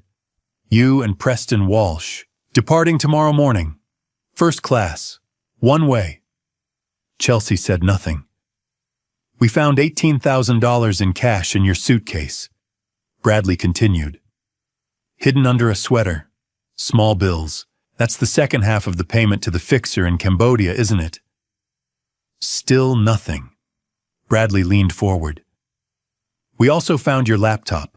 Open, logged in. Emails to fixer pp@proton.me. Text messages with Preston Walsh. All of it." Chelsea's jaw tightened. Just slightly. But I saw it. Bradley sat back. "Mrs. Lawson, we have everything. The emails, the bank transfers, the flight reservations, the voice recordings. You're not getting out of this. So you can either sit here and say nothing while we build the case against you, or you can talk to me. Your choice." There was a long silence, and then Chelsea spoke. Her voice was flat, cold. "Derek is weak," she said. "He gambled away everything we had. He buried us in debt. I needed a way out." Bradley didn't react. He just watched her. "I met Preston 8 months ago," Chelsea continued. "At a business conference in Boulder. He's successful, wealthy, CEO of a tech company, everything Derek isn't." "And you started an affair," Bradley said. "Yes." Chelsea didn't look ashamed. She looked bored. "Preston didn't know I was married. I told him I was separated, that I was in the process of getting a divorce. He believed me." "Did he know about the plan?" Bradley asked. Chelsea laughed. It was a short, sharp sound. Of course not. Preston's not a criminal. He's just useful.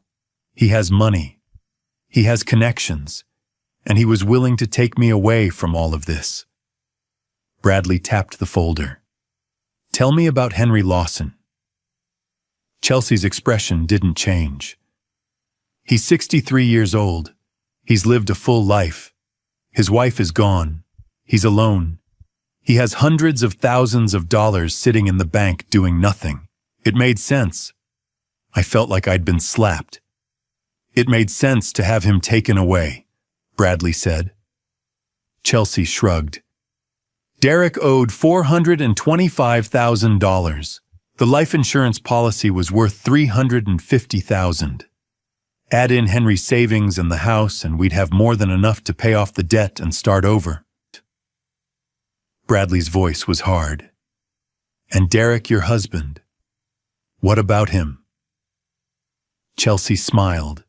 It was a cold, cruel smile. Derek is easy to manipulate. He's terrified of the loan sharks. He's desperate. All I had to do was convince him there was no other way. And after, Bradley asked. After the plan was carried out, what were you going to do with Derek? Chelsea leaned back in her chair as much as the cuffs would allow. Leave him, obviously. I'd already booked the tickets. Preston and I were supposed to fly out tomorrow morning. By the time Derek figured it out, I'd be gone. And Preston, Bradley said, he didn't know any of this. No, Chelsea said. Preston thought I was leaving Derek to be with him. He thought we were starting a new life together. He had no idea about the rest of it. Bradley closed the folder. Mrs. Lawson, you're being charged with conspiracy to commit serious harm, fraud, forgery, and wire transfer violations. You're looking at 15 to 20 years in prison. Chelsea's face finally flickered, just for a second. Fear, or maybe anger. I want my lawyer now, she said. Bradley stood up. We'll arrange that. He walked out of the room. Chelsea sat there alone, staring at the table. I turned away from the glass. I couldn't look at her anymore. At 7 o'clock that evening, Preston Walsh arrived at the police station. Detective Bradley had asked him to come in for questioning. Preston had agreed immediately. I watched through the glass as they brought him into another interrogation room. He looked confused, worried, but not guilty. Preston Walsh was 51 years old, tall, well-dressed with salt and pepper hair and an expensive watch. He looked exactly like what he was, a successful businessman who had no idea he'd been manipulated. Mr. Walsh, Bradley said, sitting down across from him, thank you for coming in. I need to ask you some questions about Chelsea Lawson. Preston's face went pale. Is she okay? What's going on? Bradley explained everything. The plan. The fixer in Cambodia. The life insurance fraud. The emails. The money transfers. Preston's face went from pale to white. He looked like he was going to be sick. I didn't know, Preston said. His voice was shaking. I swear to God I didn't know any of this. She told me she was getting a divorce. She said her husband was abusive. She said she needed to get away from him. I believed her. Bradley nodded. We know Mr. Walsh. We've checked your phone records, your emails, your bank accounts. There's no evidence you were involved in any of this. You were a victim too. She lied to you. Preston put his head in his hands. Oh God. Oh God. After an hour of questioning, the police cleared Preston Walsh. He wasn't charged with anything. He left the station looking like a broken man. Later that night, Detective Bradley sat down with me in the waiting room. He looked tired. Mr. Lawson, he said, I wanted to give you an update. We've finished the initial interrogations. Your son and your daughter-in-law have both been charged. They'll be arraigned tomorrow morning. I nodded numbly. Bradley hesitated. For what it's worth, they're very different. Your son is guilty, yes, but he was manipulated. He's weak and he made terrible choices, but there's remorse there. Your daughter-in-law, on the other hand, he shook his head. She's cold, calculating. She has no remorse. She planned this from the beginning. I looked down at my hands. 2 people, 2 different levels of guilt. But both of them had destroyed my world. That evening, April 15th, 2023, Frank drove me home. I sat in the passenger seat, staring out the window, watching Denver blur past. I didn't say anything. There were no words left. When we pulled up in front of my house in Washington Park, Frank turned off the engine and looked at me. "Do you want me to come in?" he asked. I nodded. We walked up the steps together. I unlocked the door and stepped inside. The house was cold, silent, empty. I walked into the living room. My eyes went to the mantel above the fireplace. Photographs, framed memories. Margaret and me on our wedding day in 1987. She was wearing a white dress with lace sleeves. I was wearing a suit that was too big. We were smiling like we had the whole world ahead of us. Derek, at 8 years old, standing next to a blue bicycle. I'd spent all afternoon teaching him how to ride it. In the photo, he was grinning, one hand on the handlebars, the other giving a thumbs up. Derek in a cap and gown at MIT in 2011. Finance degree. Margaret and I had driven to Boston for his graduation. I remembered how proud I'd felt. Derek and his wife on their wedding day in 2018. Standing under an arch of white flowers. I'd given a speech that night. I'd welcomed her into our family. I stared at the photographs. They looked like lies now. Cruel, beautiful lies. Frank stood beside me. "Henry, I can't stay here tonight," I said. "Then don't. Come to my place." I shook my head. "No, I need to be here." Frank nodded slowly. "Then I'm staying with you. I'm not leaving you alone tonight." I didn't argue. Frank made coffee. I sat on the couch in the dark. I couldn't turn on the lights. I just sat there staring at nothing. I didn't sleep that night. Every time I closed my eyes, I saw Derek's face. I heard his voice. "I'm sorry, Dad. Please forgive me." At 3 in the morning, I got up and pulled out the old family photo album. I sat at the kitchen table and turned the pages slowly. Derek as a baby. First day of school. Little League baseball. High school graduation. I stopped on a photograph from 2005. Derek was 16. We were standing in the driveway next to the old Honda Civic I'd bought him. My arm was around his shoulders. He was smiling up at me. I remembered that day. I'd spent weeks teaching him to drive. When he finally got his license, I'd told him, "I'm proud of you, son. Your mom and I are so proud." I turned the page. MIT graduation. Derek between Margaret and me holding his diploma. I told him, "Your mother would be so proud of you." I turned the page again. His wedding, 2018. Derek at the altar holding his wife's hands. I'd given a speech at the reception. "Welcome to the family. You're not just my son's wife. You're my daughter." I closed the album. I couldn't look anymore. I thought about the last 18 months. The months I'd spent alone after Margaret passed away. The grief, the loneliness, the nights I'd sat in this house wishing she were still here. I thought about the hospital bills, the treatments that hadn't worked, the $80,000 we'd spent trying to keep her alive. It had drained most of our savings. That's why I only had $100,000 left. And my son had known that. He'd known how much I'd struggled. And he'd still tried to have me taken away. The next morning, a lawyer called. Robert Smith, assigned by the district attorney's office.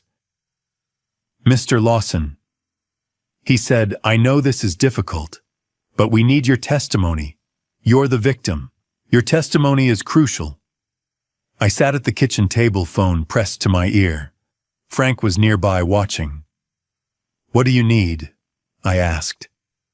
You'll need to testify in court, Robert said. Tell the jury what happened, what they planned, how it affected you. You'll be in the same room as them. You'll have to face them. I closed my eyes. I understand. There's something else, Robert said. Your son's lawyer will argue he was manipulated, coerced by his wife. They'll try to get him a lighter sentence. They might try to argue you were distant and that you didn't help him. I felt anger surge. That's not true. I know.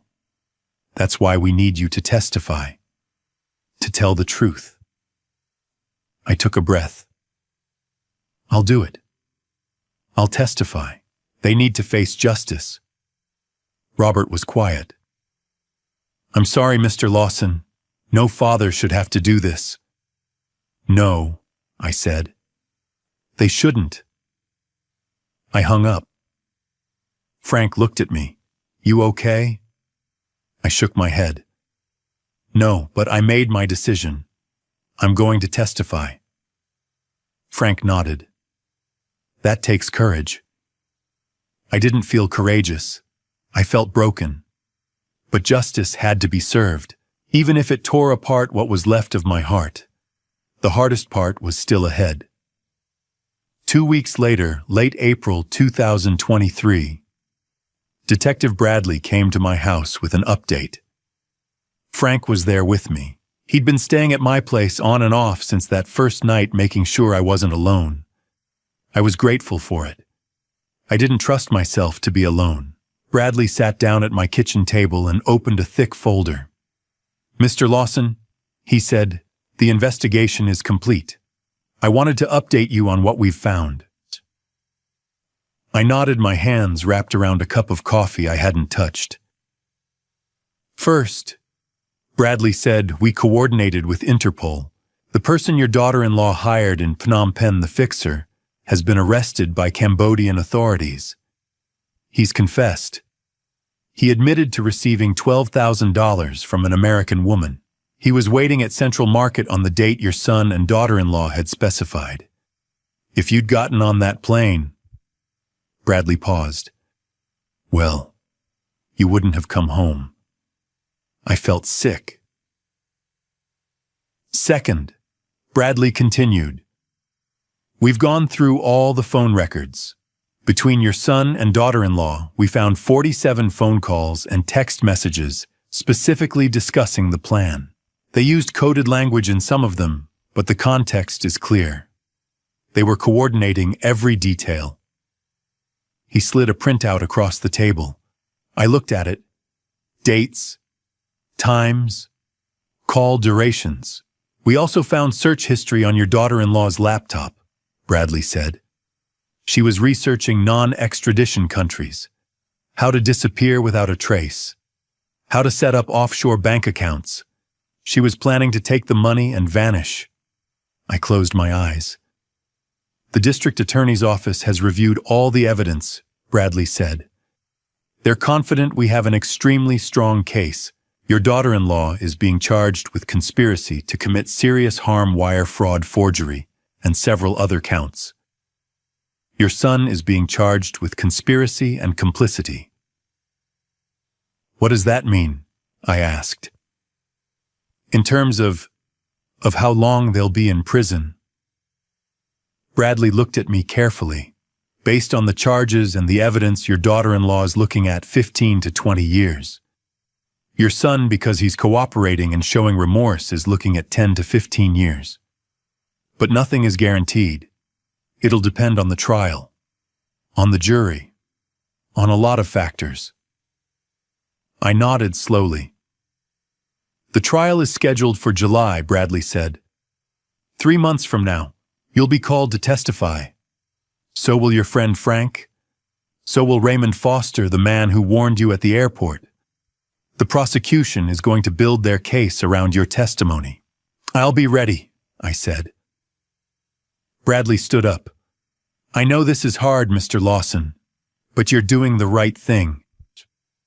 After he left, I sat at the table for a long time, staring at the folder he'd left behind.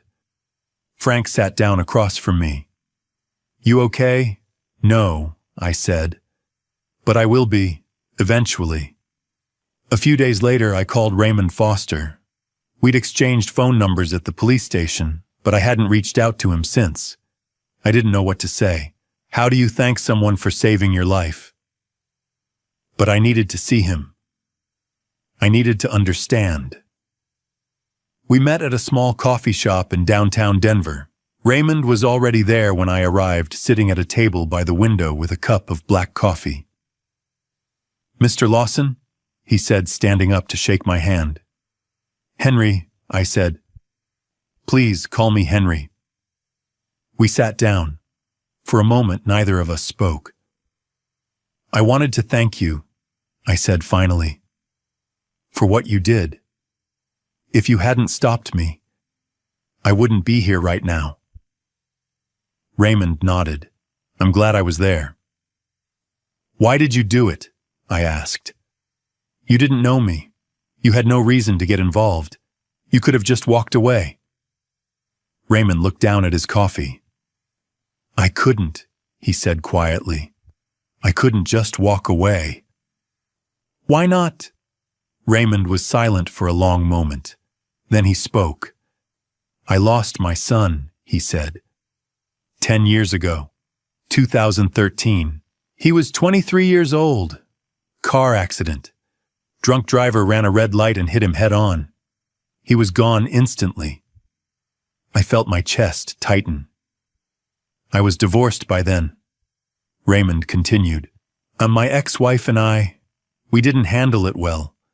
The grief tore us apart. I haven't seen her in years. My son was the only family I had left. And when he was gone, he shook his head. I didn't know how to keep going. I'm so sorry, I said. Raymond looked up at me. When I heard your son on the phone that morning, when I realized what he was planning, I thought about my own son. I thought about what it would have been like if he'd been the one trying to have me taken away. And I thought about you. A father. Alone. About to get on a plane, not knowing what was waiting for you. His voice cracked. I couldn't let it happen. I couldn't stand by and watch another father lose his life like that. Not when I could do something to stop it. I didn't know what to say. I just sat there staring at this man who had saved my life because he understood loss in a way most people never would. Thank you, I said finally. Thank you, Raymond. He nodded. You're welcome. Over the next few weeks, Raymond and I met several more times. We'd get coffee or lunch or just walk through the park. We didn't always talk about what had happened. Sometimes we just sat in comfortable silence. He became a friend. A real friend. Someone who understood pain and loss and grief in a way that most people didn't. Frank was there too, of course. Frank had been my rock through all of this. But Raymond was different. Raymond had saved my life. And in doing so, he'd given me a reason to keep going. For the first time since Margaret had passed away, I felt like the world still had good people in it. People like Raymond. People like Frank. People who showed up when it mattered. In early July, I received a letter from the court. The trial was scheduled to begin on July 10th, 2023. I was listed as the primary witness for the prosecution. I would have to sit in that courtroom. I would have to look at Derek. I would have to look at his wife. And I would have to tell the jury what they had done to me. Frank offered to come with me. Raymond offered too. I told them both yes. I needed them there. 3 months after that terrible day at the airport, the trial began. I would have to face my son in front of a judge and jury and tell the world what he had tried to do. The courtroom was packed.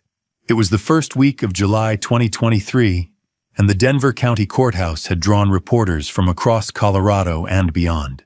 Camera flashes lit up the hallway outside courtroom 4A every time someone pushed through the heavy wooden doors. Inside, the air was thick with tension. Rows of wooden benches were filled with spectators, journalists with notebooks, and sketch artists because cameras were not allowed during proceedings. I sat in the front row of the witness gallery, my hands folded on my lap, trying to steady my breathing. Behind me, Raymond Foster and Frank Coleman sat shoulder to shoulder, their presence the only thread keeping me anchored. At the defense tables sat my son Derek and his wife Chelsea, separated by 10 feet of polished oak and an ocean of betrayal. Derek wore a gray suit that hung loose on his frame. His face was pale, his eyes red and hollow. He glanced at me once, then looked away, as if the sight of me burned him. Chelsea, on the other hand, sat upright in a navy blazer, her expression cold and composed. She stared straight ahead, her lawyer, a sharp woman in her 40s, whispering instructions into her ear. Derek's lawyer, a balding man with thick glasses, shuffled papers nervously. The prosecutor, Assistant District Attorney Maria Gonzalez, stood at the podium. She was in her mid-50s. Her dark hair pulled back into a tight bun, her voice steady and clear. She addressed the jury, 12 ordinary citizens from Denver and the surrounding suburbs, and said, "Ladies and gentlemen, this case is about greed, manipulation, and ultimate betrayal. It is about a son and a daughter-in-law who conspired to have an innocent man taken from this world so they could collect a life insurance payout worth $350,000. The first week of testimony was brutal. The prosecution presented forensic evidence, enlarged photographs of the life insurance policy application. The forged signature analyzed by a handwriting expert who pointed out the unnaturally even pressure and perfect loops that did not match samples of my authentic signature. Bank records were displayed on a screen showing the $12,000 wire transfer from my joint checking account to a phone number registered in Phnom Penh, Cambodia. An Interpol liaison officer testified via video link from Bangkok. He confirmed that Cambodian authorities had arrested a man known only as Mr. Sophiek Chambo, who admitted to receiving $12,000 as a down payment for what he described as an arrangement, targeting an elderly American tourist at the Central Market on the third day of his visit. In the second week, Raymond took the stand. He wore the same blue flannel shirt he had worn that morning at the airport, though it was freshly pressed. He recounted how he had been cleaning tables near gate A-17 when he overheard a man, Derek, speaking urgently into his phone. He said, "He's about to board the plane. I don't know if I can do this," Raymond testified. Then a woman's voice on the other end said, "It's already done. We can't stop it now. Central Market. Day 3. Make it look like a robbery." The courtroom was silent. Raymond's voice cracked as he explained why he had followed Derek to gate B-23 and stopped me from boarding. "I lost my son in a car accident 10 years ago," he said quietly. "I couldn't let another father lose his life if I had the power to stop it." Frank followed Raymond. He described the frantic phone call I had made to him from the airport, how he had driven to my house in Boulder, and what he had found: the life insurance documents, the bank statements, and Derek's laptop left carelessly on the kitchen table. The laptop's search history was entered into evidence, screenshot after screenshot, showing phrases like life insurance claim processing time, accidental death Cambodia, and Central Market Phnom Penh crime statistics. A third witness that week was Stephen Parker, Derek's friend. Stephen, 32 years old and visibly uncomfortable, testified that Derek had arrived at his house on the morning of April 15th in a state of panic. "He was shaking," Stephen said. "He kept saying, 'I can't go through with it. I can't do this to him.' I didn't know what he meant until the police showed up." The third week brought the defendants themselves to the stand. Derek went first. He broke down almost immediately. His lawyer had to ask the judge for a recess after Derek sobbed so hard he could not speak. When he returned, his voice was hoarse. He admitted everything: the gambling debts, the loan sharks, the threats against Chelsea and their unborn child, a lie Chelsea had invented to manipulate him. He described how Chelsea had found the contact in Cambodia, how she had used his desperation and his shame to push him into the plan. "I never wanted this," he whispered, his eyes fixed on the floor. "I loved my father. I didn't know how to stop it once it started." Chelsea's testimony was colder. She did not cry. She admitted to finding the fixer online, to transferring the money, and to booking the tickets to the Bahamas with Preston Walsh. But she insisted Derek was not innocent. "He knew what was happening," she said flatly. "He signed the insurance forms. He made the withdrawals. We were both in it." The fourth week was the hardest. I took the stand on a Tuesday afternoon. Maria Gonzalez asked me to recount the morning at the airport, the gifts, the hope I had felt when Derek and Chelsea gave me the tickets, and the moment Raymond stopped me at the gate. Then she asked me to look at Derek. I turned my head slowly. My son sat slumped in his chair, tears streaming down his face. "Mr. Lawson," she said gently, "if you had boarded that plane, do you believe you would be alive today?" I took a long breath. "No," I said. "I believe they planned to have me taken away on the third day in Phnom Penh at the Central Market, and to make it look like a robbery so they could collect the insurance money." The courtroom was silent. Closing arguments came on Friday. The jury retired to deliberate at 2 o'clock in the afternoon. They deliberated for 8 hours through dinner past midnight and into the early morning. At 10:30 on Saturday, they sent a note saying they had reached a verdict, but asked to present it on the following Tuesday to allow time for proper court scheduling. On Tuesday morning, the first week of August 2023, we returned to courtroom 4A. The clerk read the verdict aloud. The courtroom fell silent. Judge Harold Brennan, a stern man in his late 60s, adjusted his glasses and looked down at the papers before him. I sat in the front row, my hands gripping the wooden bench. Behind me, Raymond and Frank waited their presence, the only comfort I had left. "Chelsea Marie Lawson, please rise." Chelsea stood, her navy blazer crisp, her face emotionless. Her lawyer stood beside her, but Chelsea showed no fear, no remorse, nothing. "Mrs. Lawson." Judge Brennan said, "You have been found guilty of conspiracy to commit serious harm, wire fraud, forgery, and solicitation of criminal activity. For conspiracy, you are sentenced to 15 years in federal prison. For wire fraud, 3 additional years. These sentences will run concurrently. You will serve 15 years without parole." Chelsea did not flinch. She stared straight ahead as if the words meant nothing. "Derek Michael Lawson, please rise." My son stood. He looked hollow, gray suit, hanging loose face, gaunt eyes swollen. He trembled, gripping the table for support. "Mr. Lawson," the judge continued, his tone slightly softer. "You have been found guilty of conspiracy and wire fraud. The court acknowledges your cooperation and remorse, but your actions remain inexcusable. For conspiracy, you are sentenced to 10 years. For fraud, 2 additional years, running concurrently. Total 12 years. You may be eligible for parole after 8 years with good behavior." Derek's knees buckled. His lawyer caught him, but his sobs echoed through the room. He turned toward me, tears streaming. "Dad," he whispered. "I know you can't forgive me, but I need you to know I'm truly sorry for what I did."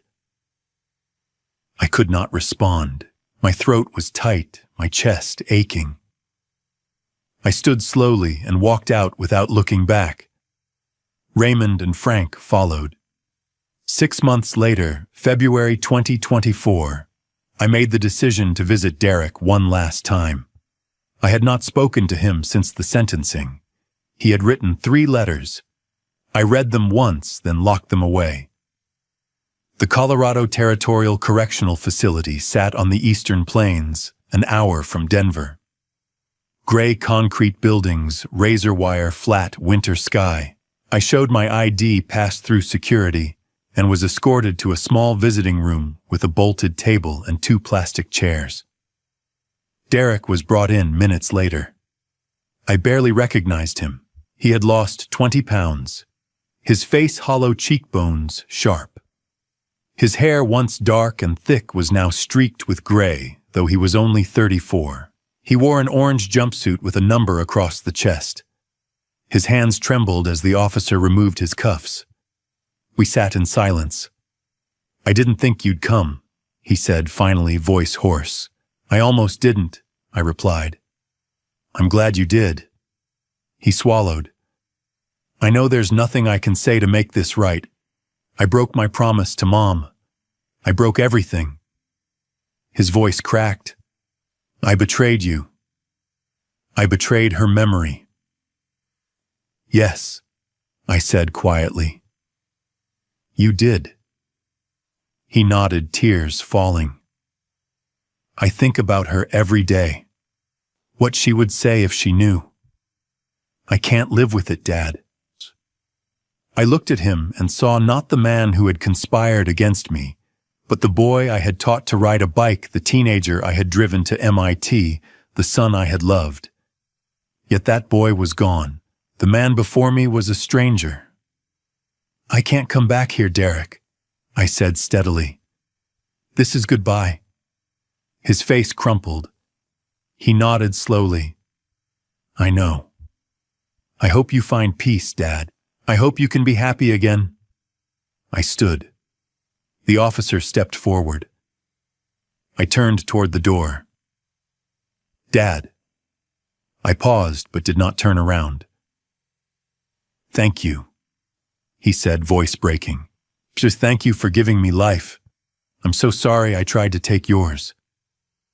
I closed my eyes briefly, then walked forward. The door buzzed open, locked behind me with a heavy clang. I walked out of that prison and never returned. That was the last time I saw my son, August 2024, 1 year after the trial. I made the decision to sell the house in Washington Park. There were too many memories trapped in those walls. Margaret's roses in the garden, Derek's childhood bedroom, the kitchen table where we had shared thousands of meals as a family. Every corner held a ghost. The house sold quickly for $680,000. I kept only a few things: Margaret's reading glasses, a photo album, and her favorite cardigan. I moved to Missoula, Montana to be closer to Frank Coleman.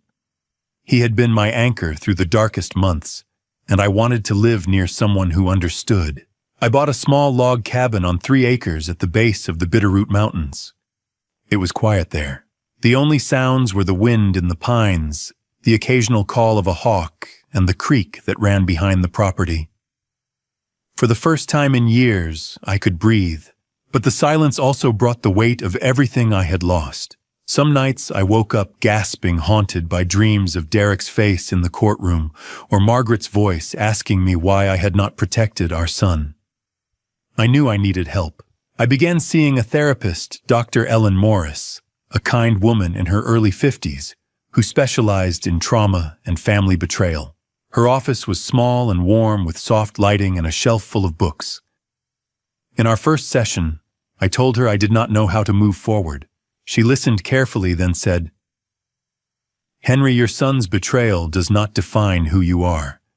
You are a survivor, and survivors have the right to heal." Her words stayed with me. Dr. Morris recommended I join a support group for people who had been betrayed by family members. I was reluctant at first, but I went. The group met every Thursday evening in the basement of a community center in Missoula.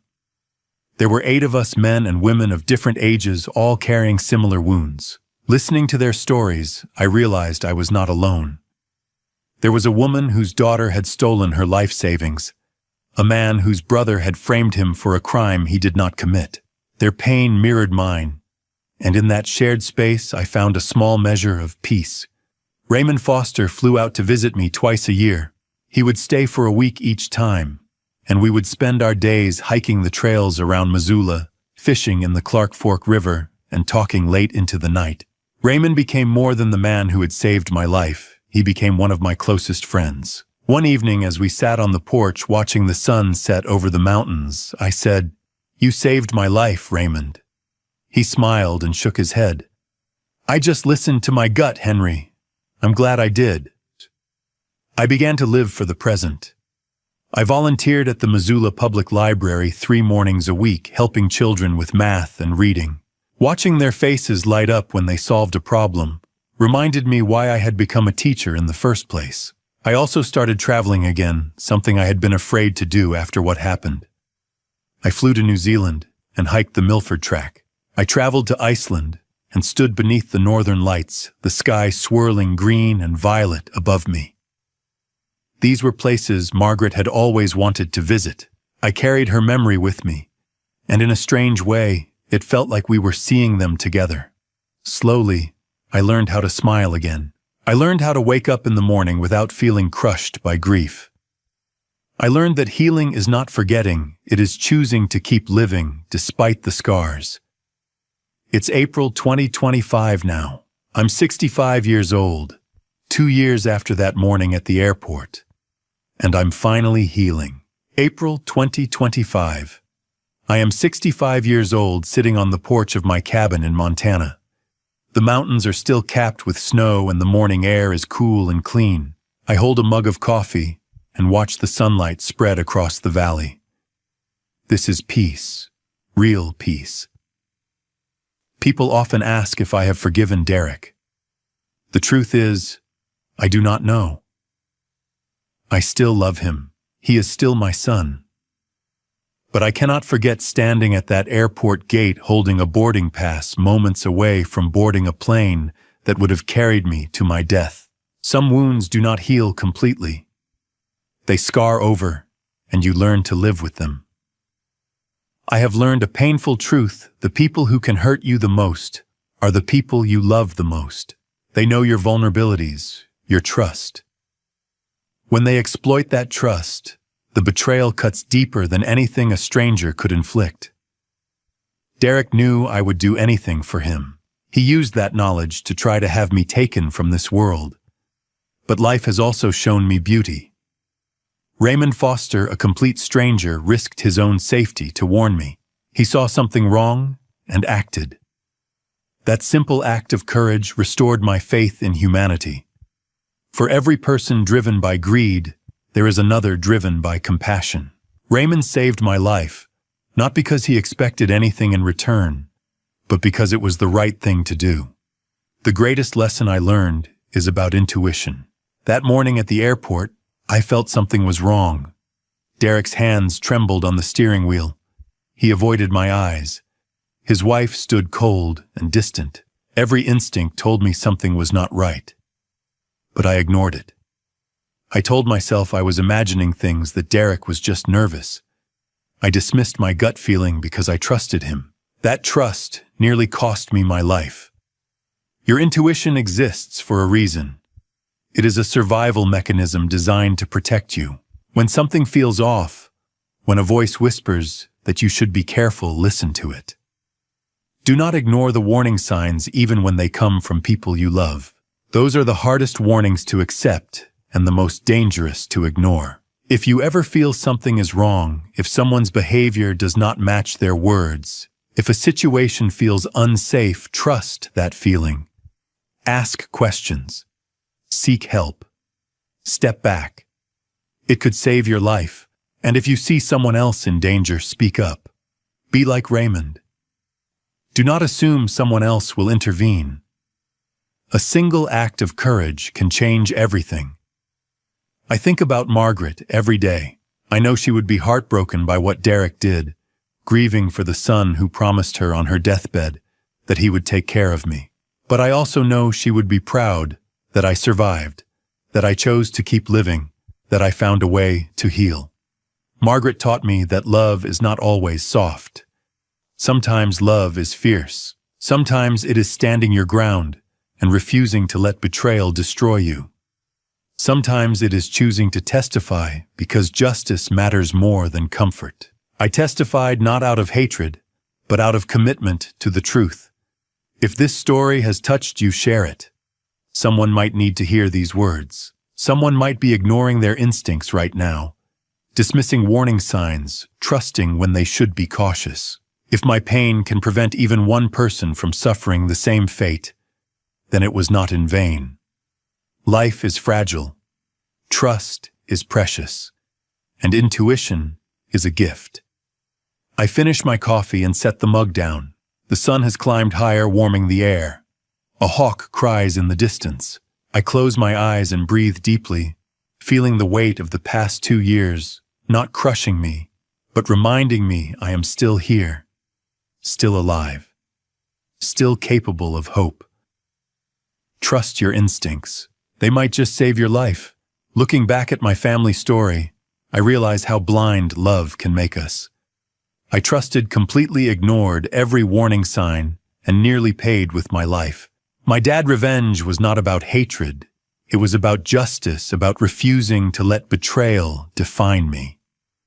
This family story taught me that even those closest to you can become strangers, driven by greed. My advice: don't be like me. Don't ignore your instincts when something feels wrong. I saw Derek's trembling hands, his avoiding eyes, Chelsea's cold calculations, but I dismissed them all because I wanted to believe in the best. That nearly killed me. Trust, yes, but verify. Love your family, but keep your eyes open. The signs are always there if you're willing to see them. This dad revenge story is not just mine, it's a warning. Financial desperation can turn good people into monsters. A $350,000 insurance policy became more valuable to my son than my life. That is the brutal reality of greed. Some might call testifying against my own son dad revenge, but I call it accountability. The lesson: protect yourself legally, emotionally, and spiritually. Guard your documents. Question sudden generosity. And most importantly, listen when God whispers warnings through your gut feelings. I believe the Lord put Raymond in my path that morning. A stranger became my guardian angel. From my family story, I learned that survival is not just physical. It's choosing to heal, to rebuild, to trust again, despite the scars. Forgiveness is complex. I may never fully forgive Derek, but I refuse to let bitterness consume what remains of my life. Thank you for walking this journey with me to the very end. Please drop a comment sharing your thoughts. What would you do if you found yourself in Henry's impossible situation, torn between a son's betrayal and a father's love? I genuinely want to hear your perspective. If this story resonated with you, emotionally consider subscribing so you won't miss future stories. A gentle note: while inspired by real-world themes of family betrayal and financial desperation, certain elements have been dramatized for storytelling purposes. If this content doesn't align with your preferences, feel free to explore other videos that suit you better. 그때 네 있냐고 해가지고요. 좀 상한 게 있어서 원래 상한 건 다 빼야 돼요. 뭐요? 여기 못 쓰겠네. 왜 이렇게 상한 게 많아?